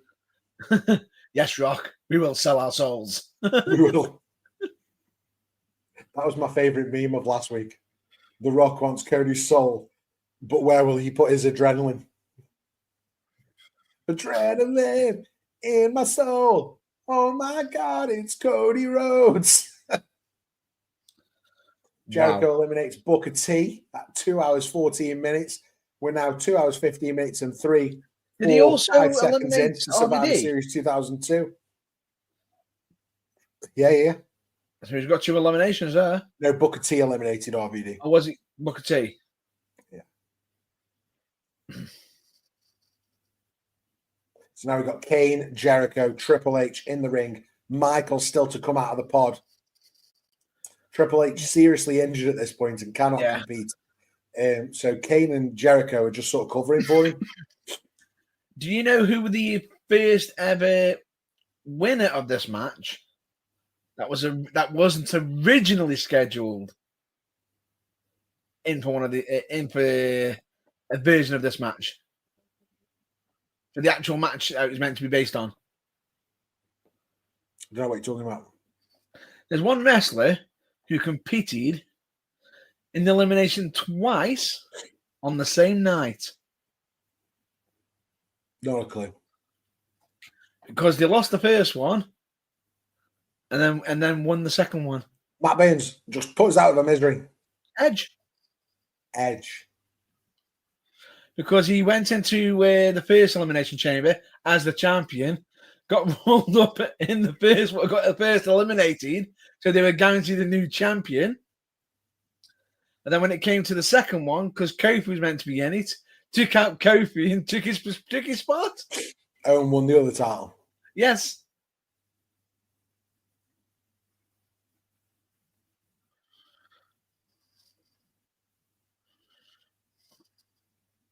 Triple H. Oh, being taken out again.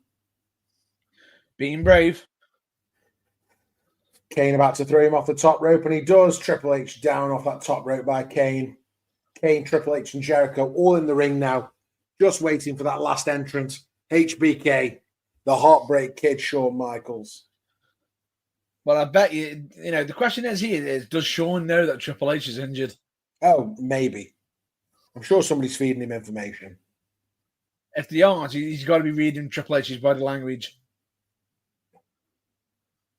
Or the first time. The good thing about being in the chamber is it's much easier to relay information. Yeah.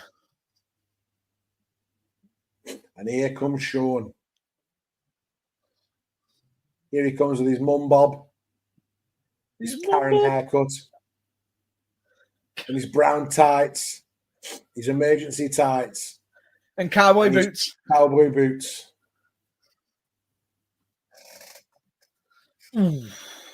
Big clothesline from Kane, putting Shawn Michaels down after a quick flurry on Jericho.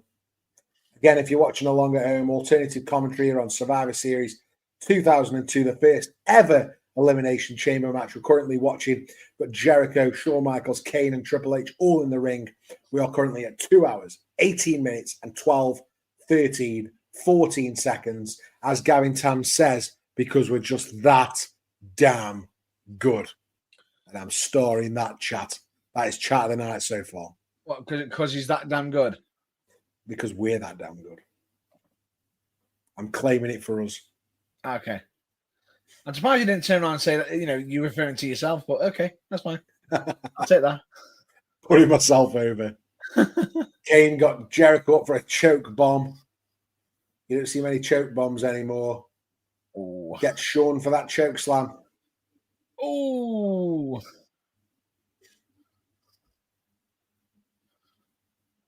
Not the right guys. Oh, no! Choke slam for Triple H from Kane. Now Jericho off the top, caught in a choke slam from Kane again. Up he goes, choke slam to Jericho. That's all three members of this match choke slammed by Kane. I believe we've got a question. We've got a chat there. Where you lads watching? Currently watching on Netflix. We're in the UK, so we're watching on Netflix. 2 hours, 19 minutes and 23, 24, 25 seconds in. But if you can get it on Peacock or DVD or wherever you watch your wrestling, just pause us or rewind. We're offering alternate commentary for Survivor Series 2002. And I've had a couple of drinks, so cheers. He's been behaved for now. I'm behaving best I can. Triple H gets Kane up for the pedigree. Pedigree to Kane. Oh, this is the multiple finisher. But can't get the pin. Jericho with the lion salt. That's after a super kick as well. Jericho pins Kane for the 1, 2, 3, and Kane is eliminated from the first ever Elimination Chamber. Juan, once again, mate, thanks very much for your chat. But yeah, we're watching on Netflix, baby. We get everything on Netflix these days, except WCW pay-per-views. Whoa, huge clothesline from Jericho to Michaels outside the ring. Don't remind me, because I was sitting there thinking, because we were discussing this, weren't we? Well, we were slated to watch Super Brawl 99 tonight, or Super Brawl 92. But that's totally off the agenda. Yeah, fortunately. Because believe it or not, we're not big collectors of WCW physical media. or you could have been one of the rare few who had a massive collection, decided to get rid of it because of the network, and then the network goes, bye! Yeah, exactly that. I mean, we did well, to be fair. We held on to the WWE network till last year. That we did.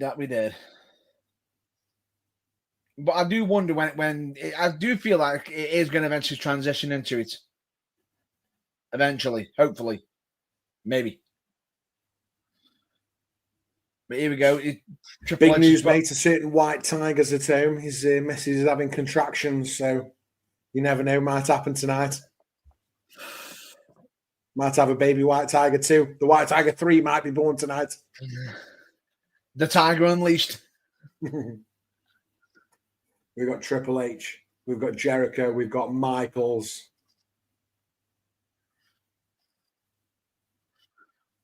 The fact that Triple H was injured during this time, give credit to him. The fact that he still went on and continued on during this time. There's quite a lot going on in this match when you think about it. So Triple H and Michaels were one of the marquee matches for SummerSlam this year. Triple H and Chris Jericho were the WrestleMania main event this year. Yeah. They've also wrestled in Hell in a Cell a few months earlier at Judgment Day. Oof. It's so scary, that is. And Michaels and Jericho will wrestle at WrestleMania.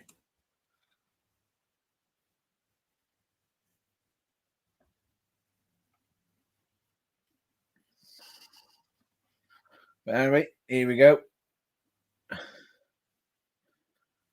Great communication.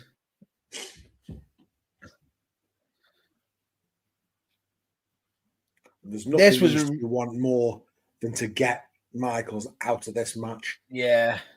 But Triple H is obviously struggling. Yeah, exactly. And you can tell, but the thing is, for someone who's injured, he's not just injured, Matt Burns. He can't breathe. That's what I'm saying. He's physically struggling. Yeah, that's what I mean. The fact that he goes as far as he does, because right now, they could have Jim eliminated him, got him gone. Absolutely. Again, if you are watching along live with us, we are looking to get to 1,000 subscribers by the end of the year. So please hit that subscribe button, hit the like button. We'll love you forever. Do all the good stuff. Leave us a comment. And I will genuinely, I will love you forever. As Jericho and Michaels are battling it out outside the ring, Triple H is still involved as well. Kane, Booker T, Rob Van Dam, all eliminated in this match. Watching Survivor Series 2002, the first ever Elimination Chamber match, 2 hours, 23 minutes, and 58, 59, 24 minutes on Netflix. Michaels now looking to pile drive Jericho on the outside. And get reversed into the big back body drop. Oof. Horrible bump on those grates. It's just when you just hear the yeah. It's just not a very nice structure, is it, at all? No.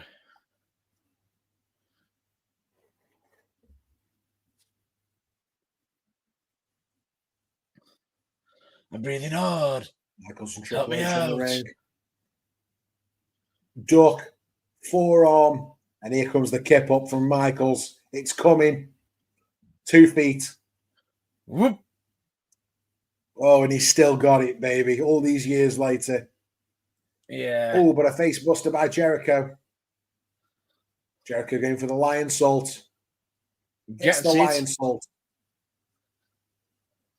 1, 2, and a kick out by the bloodied Michaels at this point. I think that was some good for telling us, a bit of a surprise. You sort of had him beating others with the lion salt, but yet when he just done it there, no. Doesn't work on Michaels. No. I just think, do you know what? Through the years, Michaels as a babyface, and I know people like him as a heel, DX, against Bret Hart, etc. People love him as a heel. But for me, Michaels is the perfect underdog babyface. Yes. The boyhood dream has come true. At this point, when Michaels is coming back from his back injury, he's such a good underdog babyface for me. Trying to put Jericho into the walls of Jericho. Oh, do you know why? Deep Boston Crab. Do you know why he stopped using the lion tamer? Go on. Because it was A, safer, and B, he couldn't do. He was struggling to do the line team on bigger guys. Yeah, on the main event as opposed to the cruiserweights. Yeah, and also for safety of his opponent, because when he's doing the line tamer, you got to have his knee in the back, but he's also got practically almost a foot or his other knee on the head as well. So it's a really uncomfortable move. Yeah, I can see that. Boston Crab works just as effectively as well. If nobody else is using it, it can be the best submission on the show. Neater face from Triple H to Chris Jericho. Cover on Jericho, 2 counts and a kick out. And we've still got Triple H, Shawn Michaels, and Chris Jericho alive in this match. Yes. And bear in mind, if any move can become a finisher if it's presented right. Absolutely. Case in point, the Master Lock. It's a full Nelson, for God's sake.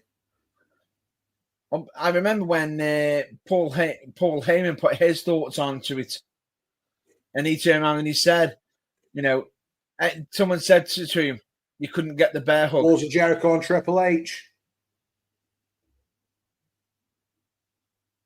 He's going to tap out. Triple H is going to tap out here to Jericho. There's too much pressure on that back. That Boston Crab, that Walls of Jericho locked in.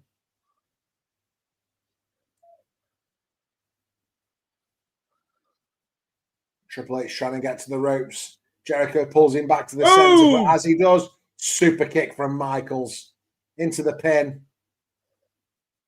And that's the 3 count. Jericho eliminated. Yeah, straight away. Go on, Matt Burns, finish your thought. I'm just trying to remember what my original thought was.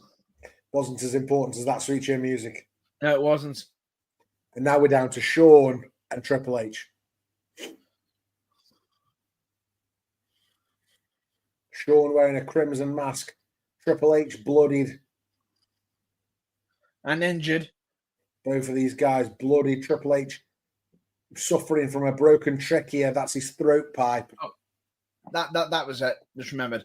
Chris Jericho, Paul Heyman got asked, and someone suggested to him saying you couldn't make the bear hug into a finish.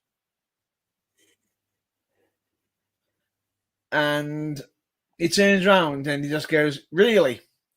Okay, so then if I tell this wrestler I've got in my mind, right, to start using that as a finish, and he grabbed you, are you telling me you wouldn't believe it as a finisher?" And he goes, "Well, you can't find it already." And he just goes, leans in, just goes, "Mark Henry." Michaels and Triple H now. Oh, Michaels' big back body dropped onto that steel grate outside the ring. Survivor Series 2002, the first ever Elimination Chamber, and we are 2 hours, 29 minutes, and 15, 16, 17 seconds through. If you're watching along with us, we're watching on Netflix, but watch wherever you can. Peacock, DVD, whatever you've got. Yeah. We're coming towards the finish of the match now, the first ever Elimination Chamber. Absolutely phenomenal. We talked about Michael's blue brown tights. We talked about Rob Van Dam coming off the top of the chamber. Oh. We talked about Jericho and Booker T and Kane and his Canaanites.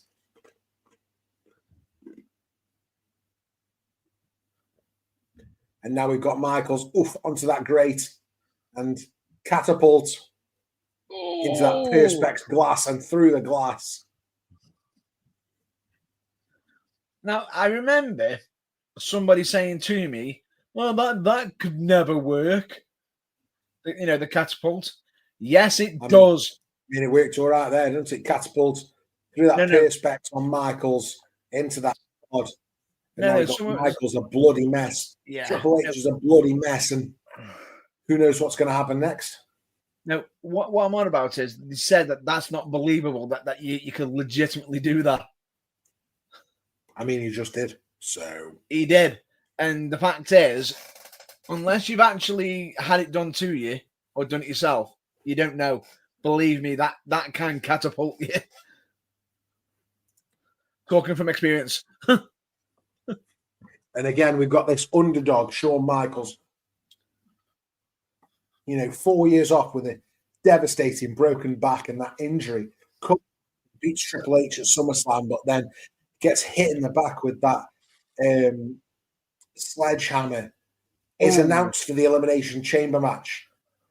comes in not his regular gear, complete underdog, comes out last, struggles to keep up the pace with the rest of the guys. And, at this point, we've got to believe that Michaels can do it. Michaels can beat Triple H.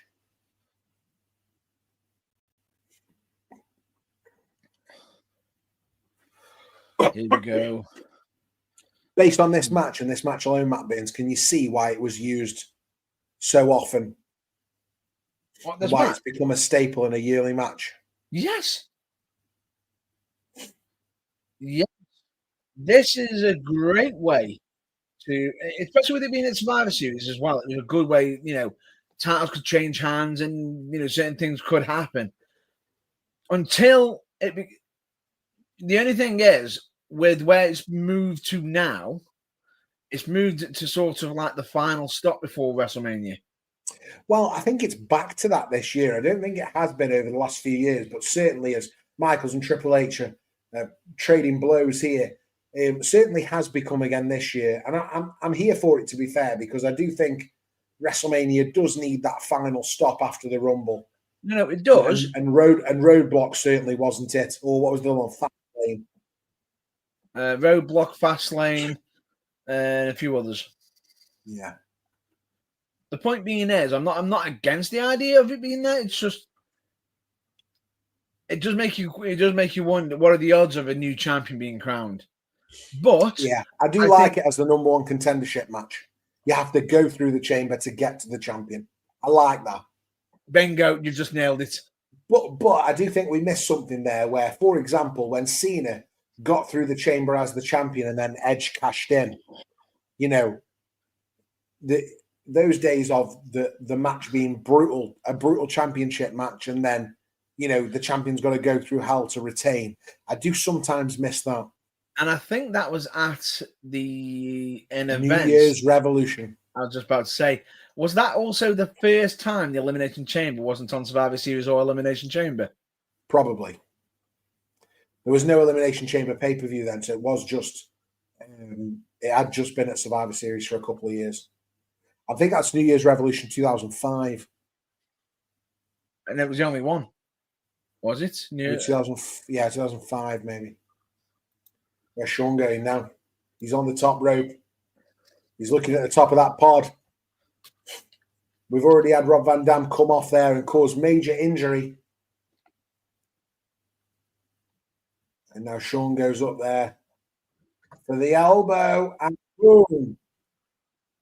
Top of the pod, elbow drop on Triple H.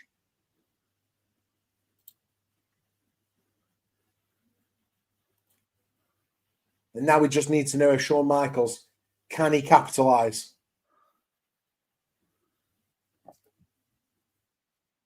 Here's an interesting fact for you. Did you know that New Year's Revolution? Yeah. When was the last time it was used? The name? Oh, I've no idea. For PLE, it was 2007. Yeah, it sounds about right. They didn't do it for very long. But did you notice not the last? It wasn't the actual last time. They actually used it for marketing as SmackDown New Year's Revolution. Oh, did they? Did they do that? That's 2024. I much prefer the terminology they used a few years ago where they did a show on the 1st of January and called it Day One. Day One. I really enjoyed Day One. Yeah. And do you know what? I would do a show called Day One every year, especially if the Rumble isn't going to come till February. And I would do Day One, no matter what day it's on. It's a special solid pedigree to Shawn Michaels from Triple H. And at this point, you're thinking that's got to be it. Triple H retains the title, goes on to finish the year, and then on to WrestleMania as the champion. Yep. At least you think. At this point, that's definitely what you think. After that pedigree, he's going to roll on him. It's going to be the 3 counts. As we hit 2 hours, 35 minutes, and 39, 40, 41 seconds of Survivor Series 2002. Thanks for watching along with us. If you are, we really appreciate it. Myself and Matt Burns. We're on the road to 1,000 subscribers at the bottom. So please hit that subscribe button, hit that like button, and do all the good stuff, and we'll love you forever. As Michaels hits a huge kick out from that pedigree. Yeah. And Michaels now trying to find trying to will He's wobbled. himself into this match. Triple H goes for another pedigree, hooks those arms. Michaels, big back body drop to Triple H into the corner, tuning up the band. Super kick to Triple H. Spins around for the cover. 1, 2, 3. And Michaels wins the World Heavyweight Championship.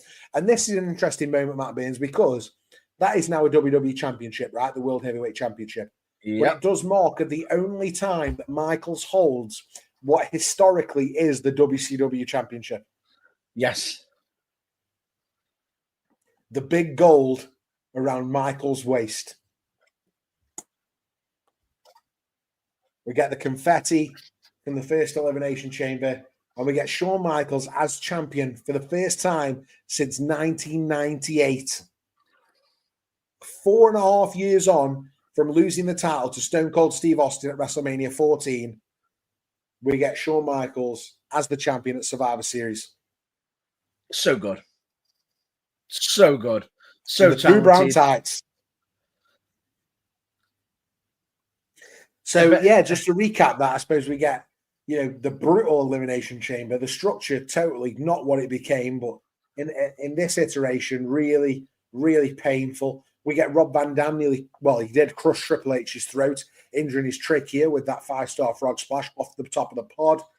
We get Jericho and Michaels tension, foreshadowing their feud, leading to WrestleMania 19. Obviously, Booker T and Triple H will head to WrestleMania 19. Also, Triple H and Shawn Michaels will have a rematch at Armageddon, the last pay-per-view of this year, 2002. And Michaels' reign only lasts a month. He drops the belt to Triple H at the next event, where we have Triple H beat Shawn Michaels and Kurt Angle beat the Big Show for the WWE and World Heavyweight Championships. I will say, it does look good on him, though. Oh, yeah, it's absolutely cracking. But Michaels never needed that belt. No. But the belt needed Michaels. This is one of the most influential Survivor Series events for me. Introduced the Elimination Chamber, reshaped the landscape. I think, a real quality event. The rise of Brock Lesnar, the revival of Shawn Michaels, the women's division took a serious turn. And many of the stars from the event, Lesnar, Jericho, Michaels, Big Show, they all remained major players for WWE for the next decade. So, what do you think, Matt Baines? What was match of the night from what we've watched? Match of the night. It's hard to say with that one because there were some absolute peelers. Let me run through it for you. We had Dudley Boyz and Jeff Hardy versus 3 Minute Warning and Rico tables match. Yep. We had Billy Kidman versus Jamie Noble for the cruiserweight title. We had Victoria versus Trish for the hardcore match for the women's title. Yep. Big Show versus Brock Lesnar for the WWE Championship. We had Edge and Rey Mysterio versus Kurt and Benoit versus Eddie and Chavo for the SmackDown Tag Team titles. And we had that huge Elimination Chamber we've just watched. For me, the Big Show versus Brock Lesnar is big, but it goes in second. Because number one, I think, was the Elimination Chamber match. Absolutely. Had to be. Gav's hit the nail on the head here for me. Solid pay-per-view, 9 out of 10. Well, we don't rate out of 10 here, Gavin Tams. We rate on sausages. More importantly, we call them bangers. And for me, Matt Baines, I don't know about you, but for me, it's a banger after banger after banger after banger after banger. I rate this pay-per-view 5 stars. I'm unsure what you think. For me personally, I'm going to go down the route of banger after banger after banger after banger after banger. Yeah, it's a 5-star pay-per-view for me all day. Easily. So, Gav, you gave it 9 out of 10. We're giving it 5 out of 5 bangers. Which is equivalent by your standards of 10 out of 10. Absolutely. And I think, match of the night for me, absolutely the Elimination Chamber match. Brock versus Big Show was okay. Women's hardcore match was the standard for women's matches at the time. Yeah. Really, really good. And the tag team title match, the SmackDown 6 at the time, I mean, didn't get any better than that. Plus, we had the reunion of the Dudley Boyz, Jeff Hardy doing some crazy stuff.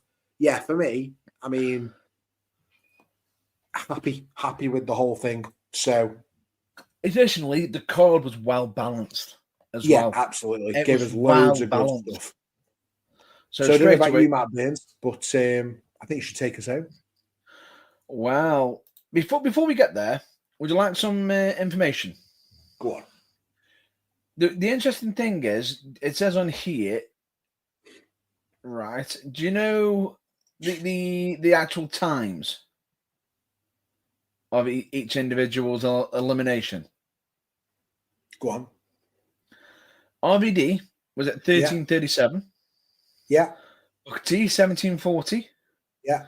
Kane at 22:53.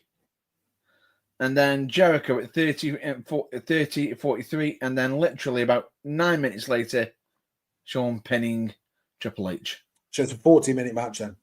It's about, yeah, it's a 39 and 20. 39. And I don't mind that with the Elimination Chamber because it takes 20 minutes for everybody getting the match. Exactly. That's a steady match.